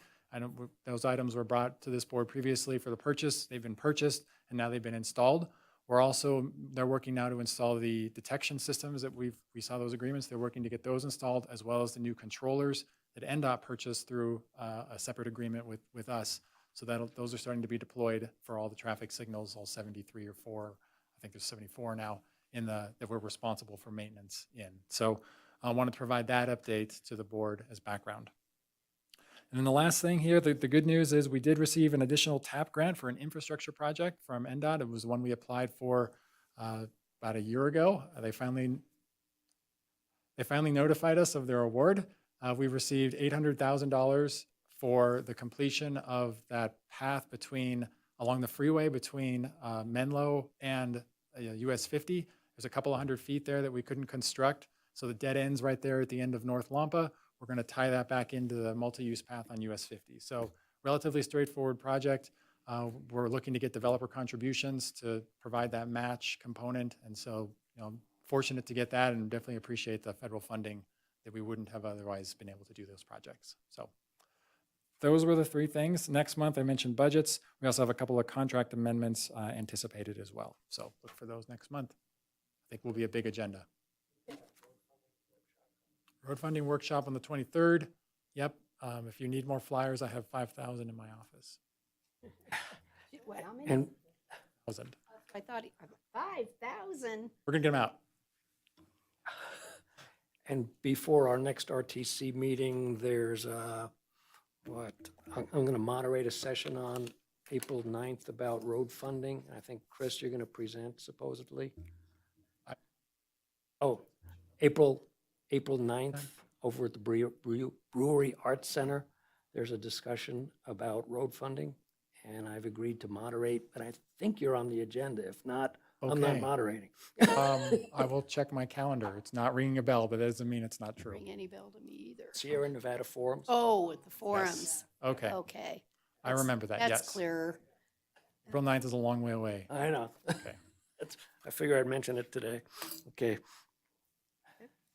All righty. How about the street report, 6B? Street operations report is included in the packet. Where I've lost it. Here it is. I don't have anything I was going to specifically highlight this month. We are still working. Commissioner Novak reminded me that we were going to work on some metrics for traffic signals. We are working on that. I've coordinated with James Jacklett, our control systems operations manager. We've set up a dashboard. Now we're refining it so that we can provide some data that's meaningful. It's sort of a broad range of data, and we just have to describe it in a way that makes sense to the public. It's sort of jargon, technical jargon, and we want to make sure it's understandable. So we're working through those details, and we'll probably have something in the coming months. I know I've said that before, but I'm going to say it again. Apologize. Well, go out longer and then you can surprise I know. us. Okay. All right. Good plan. Yeah. Does there anybody anything have any anyone- questions on that one? Anything? No? Okay. All right, then we're going to move to 6C. Anybody? Casey's going to, unless there's any questions, Casey's happy to walk through, or if the chair, Madam Chair, if you want to, up to you. On. I'm happy to walk through. Okay. Casey's up. Good, we were too nice to him, so we're gonna have to. You know what? I really, really appreciate this. I just want to say it right off the top, because this is also, we do talk about the project and how it's paid for. Right. Right? Right. We do. It's there. here for everyone to see. It lays it all out. like I was honest, I said, okay, maybe people don't know what 2535005 is or 507010, but it tells you every line item that we're charging this to. So I know it's Greek to some, but we really do know how we're paying for a project. So I just want to, in case there's anyone left in the public, they all left us. But this is, to me, the Bible. This is what tells me what we're working on, what stage are we in, what percentage is completed. And I think it gets lost in the subject. I actually keep this in a binder, and each time I put these in and replace, so I have the later one. I know it sounds crazy, but no, you hear people all the time, well, what are you doing with all the road money? What do you mean? Look at all these projects. And then you hear people, well, the whole city's under construction. And I'm like, but I thought you told me we weren't doing anything. But here they all are. So I really, really appreciate this, and I can't wait for you to take us through it. Thank you, Madam Chair. Okay. All right, so first off here, we have the freeway multi-use path at Edmond Sports Complex. This has been under construction for a little while. The project has nearly completed with punch list items remaining. The path is currently open. However, there will be additional paving operations that take place when temperatures allow. Work is anticipated to be complete in April, or excuse me, in May. I don't know where that came from. Next project, Roof Street Rehabilitation Project. Currently no activities. The RTC approved a new scope of work in February at the board meeting. To extend the work to Robinson Street, the RTC will hire a new consultant to complete the design. Next project, Colorado Street pavement project. Construction is complete, contract is being closed out, the final invoices are being processed, and the release of retention is pending. I do have a question on that one before we get too far, because I heard a comment. I did, and so I want to address it because I need to know, or whatever. I heard from a constituent that the Colorado Street project did not go successfully, and that we flooded, isn't that what? Yeah, I think you said flooded out people, and that we paid claims to homeowners on Colorado. Can you speak to that? I can speak to that. You can? So what happened is, like, the contractor, Herbeck Construction, and/or their subs installed stormwater protection measures as required by NDEP, state law, and our contracts on number of storm drain inlets. We had a significant snow and rain event, and those inlets backed up prior to them being able to clear them and get the water into the storm drainage system. Some of the water did encroach onto some properties, and Herbeck was responsible and paid solely out of their pocket the cost of any damages that were incurred as a result of the backup to the storm drain system. The city has not paid anyone any additional dollars other than what we were contractually required to pay Herbeck. Oh, thank you so much for that clarification, because I had people thinking we had, a lot of claims and stuff going on there. So this case, then I can say that, again, we wrote a good contract and we held the contractor responsible for their deliverables, right? And that if we're doing a good job, when things go wrong, you're able to go, that was covered, or yay, we had that in there. So thank you for that clarification. So I just wanted to make sure I was right saying that the city did not pay claims. Glad I had that right. Thank you. Go ahead. Thank you. All right, next project, District 3 East 5th Street Reconstruction Project.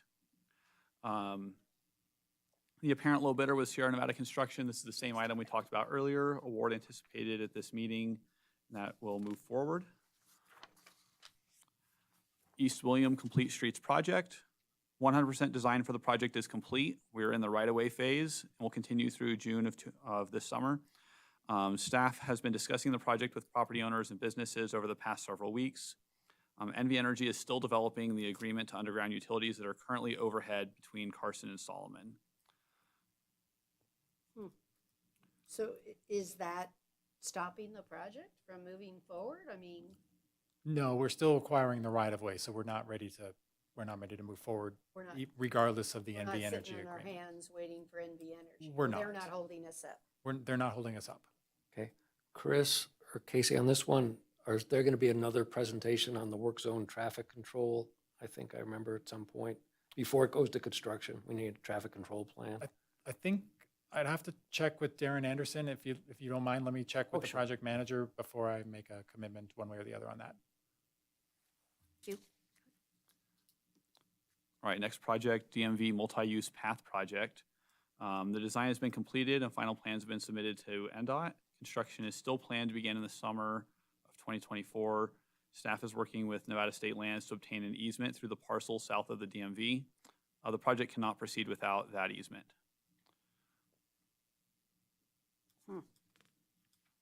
And how long have we been working with state lands to get that easement? Are we close, not close? Cough it up, Adam. Easement work means legalese, so. It's been a while. Mhm. Yeah, that's something I can probably reprioritize. But yeah, it's been a while.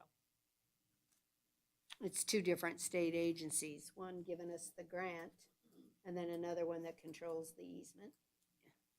Okay. You'd think they would have talked to each other in advance, but that's okay. Why would they do that, right? Why would, yeah, sorry, go ahead. All right, Appian Way Traffic Signal and Intersection Improvement Project. 100% design plans are complete. Staff have been actively seeking to establish a formal agreement to facilitate the completion of the design for the fourth leg since September. Staff is also working with a consultant to complete the NEPA for the project with an expected completion in summer of 2024. So that's the completion in summer 2024 for the NEPA analysis, and so not completion of the project.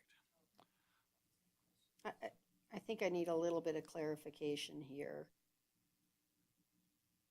I thought that, who are you working on? I thought they didn't want to give us the fourth leg. Am I missing something there? Perhaps Mr. Tully has background. We sent a proposed development agreement to them, I think, in October, and we haven't received anything back yet. Okay. I thought well. It's not going to hold up the three-leg intersection? Right. And I That is think, still again, that's proceeding. what I'm trying to Yeah. clarify is, It's not holding up the three-leg. so the project design that is complete is the three-leg or the Correct. four-leg? The three-leg. Okay, that, a little more clarification there. I feel better. Thought we weren't, okay. So the three legs is in this design and complete. But again, the intelligence is to be able to hit the fourth leg at the same time if we can. But I thought we got word they didn't want to do it. They don't want to let us have it, but anyway, because, right, we gave them some ideas and a way we could pass through, if I remember. And were they going to move a parking lot? They do have proposed plans of what the fourth leg would look like. Okay, all right, thank you. See, we are gonna give you, he goes, oh my goodness. See, we got long memories. Watch out for this board. Well, I'm excited. I like the technical questions, but I'm glad Chris has been able to jump in on these ones. Okay. All right, next project, District 5 Medical Parkway Preservation Project. This project is completed. Final invoices and retention have been paid. The unused regional transportation funds of $149,447 will be rolled back to the regional transportation account. Oh, I like that. And I believe that this project is not going to be on the status update next month. Because it's complete. completion. Final dollars have been done, so, okay, wow.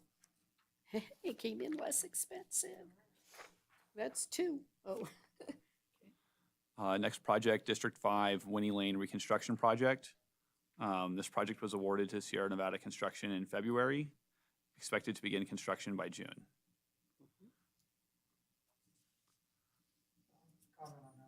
Yes. I think in the TIP amendment, that project budget has been amended, increased. Could you check that? To align this, yeah, after we approve the TIF. Yeah. Right, timing. Yes. Yes. The answer is yes, and Yes. he'll fix it. Chicken or the egg? He waits till we say yes, and then he does it. Yeah, okay, that's fine. Yes. All right, sorry about that. Good job.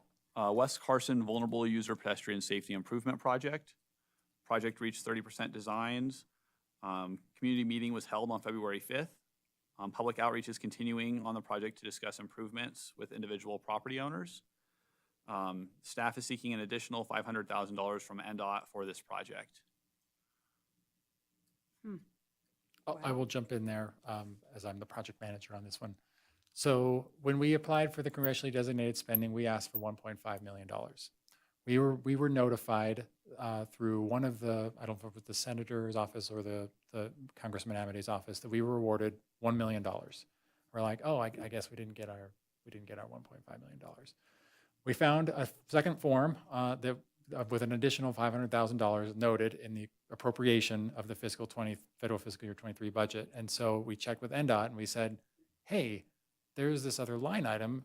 Do you have this in your financial system as $500,000 more? And they went, oh yeah, we have that. It's right there. So we're doing an LPA amendment, and you'll see that soon, to add $500,000 more that we originally asked for the project. So that's the background there. Oh, I feel better. No, I do. I feel better because it's one of those, somebody told me, no, we gave you $1.5 million. I said, no, you didn't. You gave us $1 million. It's a technical thing on some of those congressional things have to go through a state agency versus directly to you, or that's great news. Whew. You could have led with your good news. Okay. Next project, District Pavement Improvements, ARPA.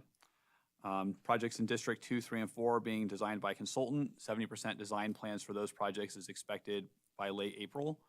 An amendment to the design contract is expected in April.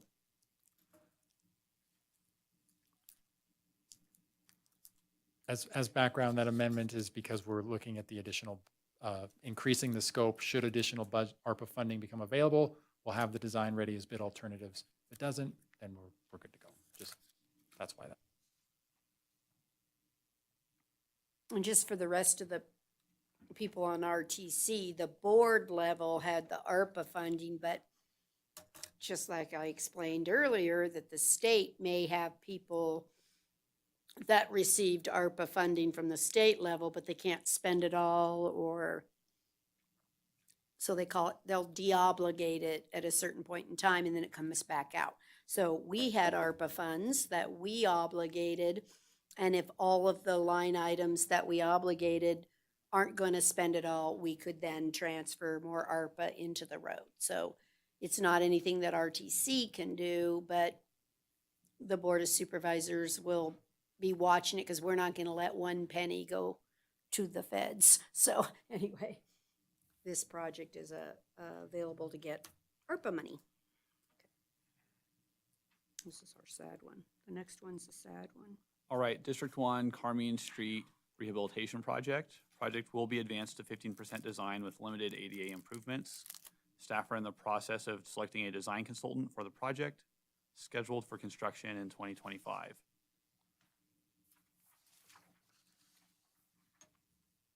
District 1, North Lampa Lane Preservation Project. The design has reached 100% and is being reviewed internally by staff.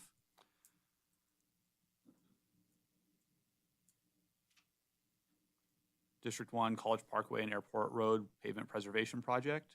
Design for this project is underway. Survey has been completed and staff are developing plans. Great. And FTA RAC Downtown Sidewalk and Pedestrian Improvement. Construction contract was awarded to West Coast Paving by the RTC in December. Construction is anticipated to begin by June. We can have good weather. I know. Anybody else have That any is it. questions, Scott? Lucia? Circling back on a comment I made earlier about seeing what funds are being spent where. As we went through this project, I'm just an idea or maybe something to think about, Chris and Casey, is maybe it's an additional table at the front of this report that pulls the existing accounts and projects up into a consolidated table, sort of organized by funding source or some way where we can see it as a summary, then we could clearly say, you know, when we get questions, we didn't spend anything on ARPA. We could say, no, look, here's these 2 projects, or look at these VNT projects. I think there's a way to do that. And then even bonus points, maybe having a column on if it's in the tip or not. So, you know, residents could tie it to those other funding documents. So it may be that the information's all here. It's just a different view of that information. And it's just a thought. Thanks. Okay, thank you.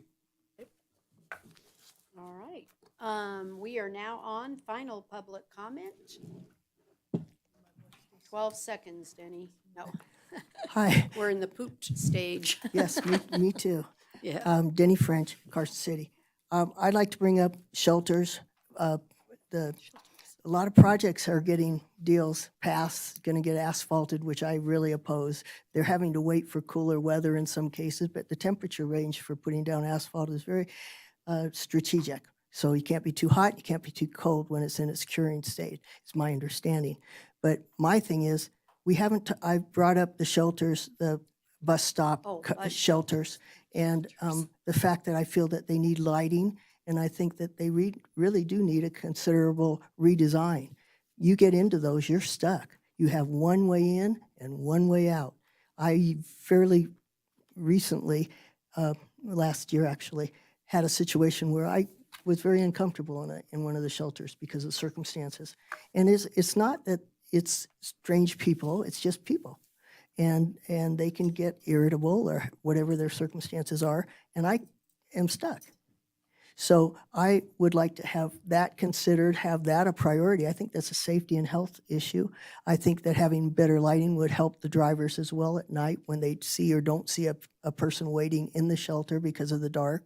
And where you put your advertising is where I would be looking to see if the bus is coming. I have to step out of the shelter to see it. And it's not like, okay, I can watch my watch, or they can ring a bell inside saying they're coming or something like that. Yes, but I think it would be simpler just to get it lit well and get it structured so it would be a little less cumbersome in some emotional situations. So I really would like to promote that. And I also want to really promote that compressed granite makes a wonderful path. Asphalt is hot when you're putting it down. During the summer, it's going to be hot. And so everywhere we put that asphalt is really taking away from our natural experience and maybe keeping people off a walk path at certain times during the summer when it's really when you want to get out. So I appreciate your time. Thank you very much. I left you 51 seconds. We appreciate it. Okay, is there any other public comment? Well, seeing none, if there's, you guys, we are adjourned, and thank you so much for your attention and your debates, and I think we got a good product by doing that, right?